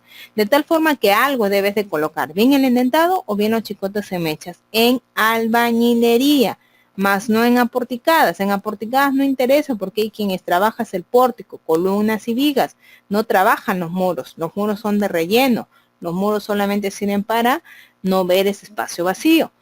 Ahora, este es un gráfico que también se suele hacer, como les digo, para cada una de las partidas, donde por fines didácticos se ha dibujado este anchito que es el revestimiento del muro, correcto, pero que en realidad el muro efectivo en este caso de que voy a trabajar, es entre los puntos negros que son las columnas, correcto, están todas las medidas ya indicadas. Entonces, por ejemplo, tenemos en ejes AA, voy a meter el eje AA entre los ejes 1, 1 y 4, 4, ¿sí? Decíamos que la longitud es la misma del sobrecimiento, que han sido 10.25 menos 4 columnas de 25, o sea, menos 1 metro, me sale 9.25. La altura de muro ya lo determiné en el ejercicio anterior, que ha salido 2.575, que me da un total de 23.82 metros cuadrados. Luego tengo que metrar, ya metré este eje, luego tengo que metrar el eje BB también entre ejes 1, 1 y 4, 4. Ahí voy a metrar esta longitud y esta longitud también que está ahí, que está ahí entre las columnas, ¿correcto? Para ese eje BB, chicos, que está indicado, ¿no? Igual yo tengo que agenciarme de los siguientes datos. Ya tengo ahí la tablita que me ha salido 820. Esos 820 que me salen ahí, correcto, que ustedes están viendo 820, es porque yo he restado, correcto, toda mi longitud, ¿cuánto es? 10.25, ¿no? 4.025 más 4.025 más 2.25 sale 10.25. Esos 10.25 voy a restar 4 columnas, 1, 2, 3, 4 columnas de 0.25, menos esta abertura de la puerta, que es 1 metro, pero más este revestimiento de acá, y más este revestimiento de acá, que es 0.25 el revestimiento, 2 centímetros y medio, correcto, este revestimiento 2 centímetros y medio, y este revestimiento 2 centímetros y medio. Quiere decir que la abertura desde este punto sin revestir hasta este punto sin revestir es 1.05. Entonces, de esa forma, digo 10.25 menos 4.4 por 0.25 menos 1.05 me da el 8.20, correcto, por la altura que no va a variar. Luego, ¿qué voy a metrar? Ya metré el eje AA, luego el eje BB, luego tengo que metrar el eje CC, ¿no? El eje que está acá vertical. Eje CC entre ejes 1, 1 y 4, 4. Que va a ser lo mismo que el eje AA, ¿no es cierto? Voy acá al eje CC, va a ser igualito que el eje AA. 9.25 por 2.575. Luego voy a metrar el eje 1, 1, los horizontales, correcto, acá está eje 1, 1, entre ejes AA y eje CC. Igual tengo 8. En este caso 8.05 menos menos 3 columnas de 0.25 menos 0.75, ¿no? Y me da 9.25. Luego tengo que meter, 7.25, ¿no? 8 o 8 menos 0.75, ¿no? Luego tengo que meter los ejes. En este caso ya metré este eje que es único, no es típico con los demás, por eso lo he metrado solito, que es 8.025 menos En este caso, los revestimientos que tengo acá 0.025 más 0.025 menos 3 columnas de 0.75 y me da un valor de 7.25, ¿ya? Luego tengo que meter esos tres ejes, 2, 2, 3, 3, 4, 4, que son ejes típicos en realidad, y que para meter esos ejes típicos yo tengo ya también las longitudes definidas, que en este caso son las siguientes, ¿no? Tengo acá, por ejemplo, si quisiera sacarlo de este lado nada más, tengo 4,025, ¿no? Este dato. A este 4,025 lo tengo que restar el 0.025, que es este revestimiento. Tengo que restarle los 0.25 en la columna. Tengo que restarle el 1,05 porque la abertura de acá es 1 metro, pero hasta este revestimiento.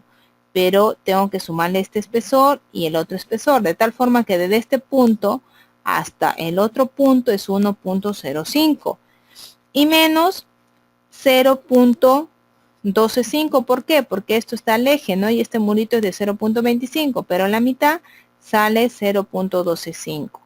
¿Qué quiere decir? Que todos esos valores que les he indicado menos el 4,025 me da el valor de 2.575, ¿ya? ¿Cuántos de esos hay? Tenemos 1, 2, 3, 4, 5 y 6. 6, digamos, puntos iguales, ¿ya? Bien, entonces, eso es en cuanto al eje. Después tenemos el eje B', correcto, que en este caso me sale 2,25, que lo tengo acá, menos 0. Si todo esto vale, tengo que meter esta mochetita, ¿no? Esta mocheta de acá, que tengo 2.25 menos 0.75, porque esto es 0.15. Entonces, si yo quiero llegar hasta acá, va a ser 0.075. Luego tengo 1.05, correcto, o sea, este murito es de 0.15, entre 2, 0.075, pero tengo que sumar este espesor, que es 0.025, la abertura de la puerta, que es 1 metro, este espesor revestimiento, que es vuelta 0.075, y la mitad nuevamente de este murito, que es 0.075, de tal manera que tengo un valor de 1.05. Entonces, esta es el área efectiva, correcto, el área efectiva de los muros. Ahora, ingeniera, pero todos serán muros. No, hay lugares donde hay ventanas, hay lugares donde hay puertas. Entonces, a esa área efectiva de los muros hay que descontarle, por eso acá se pone menos 4 puertas que hay de 2.05 por 1.55 y menos los vanos de las ventanas, ¿no? Que son de 1,20 m por 2,25 y de 1 metro por 2.575. O sea, hay que restarle el área que van a ir las ventanas, que van a ir las puertas, ¿ya? Bien, chicos, entonces, gracias, buenas noches.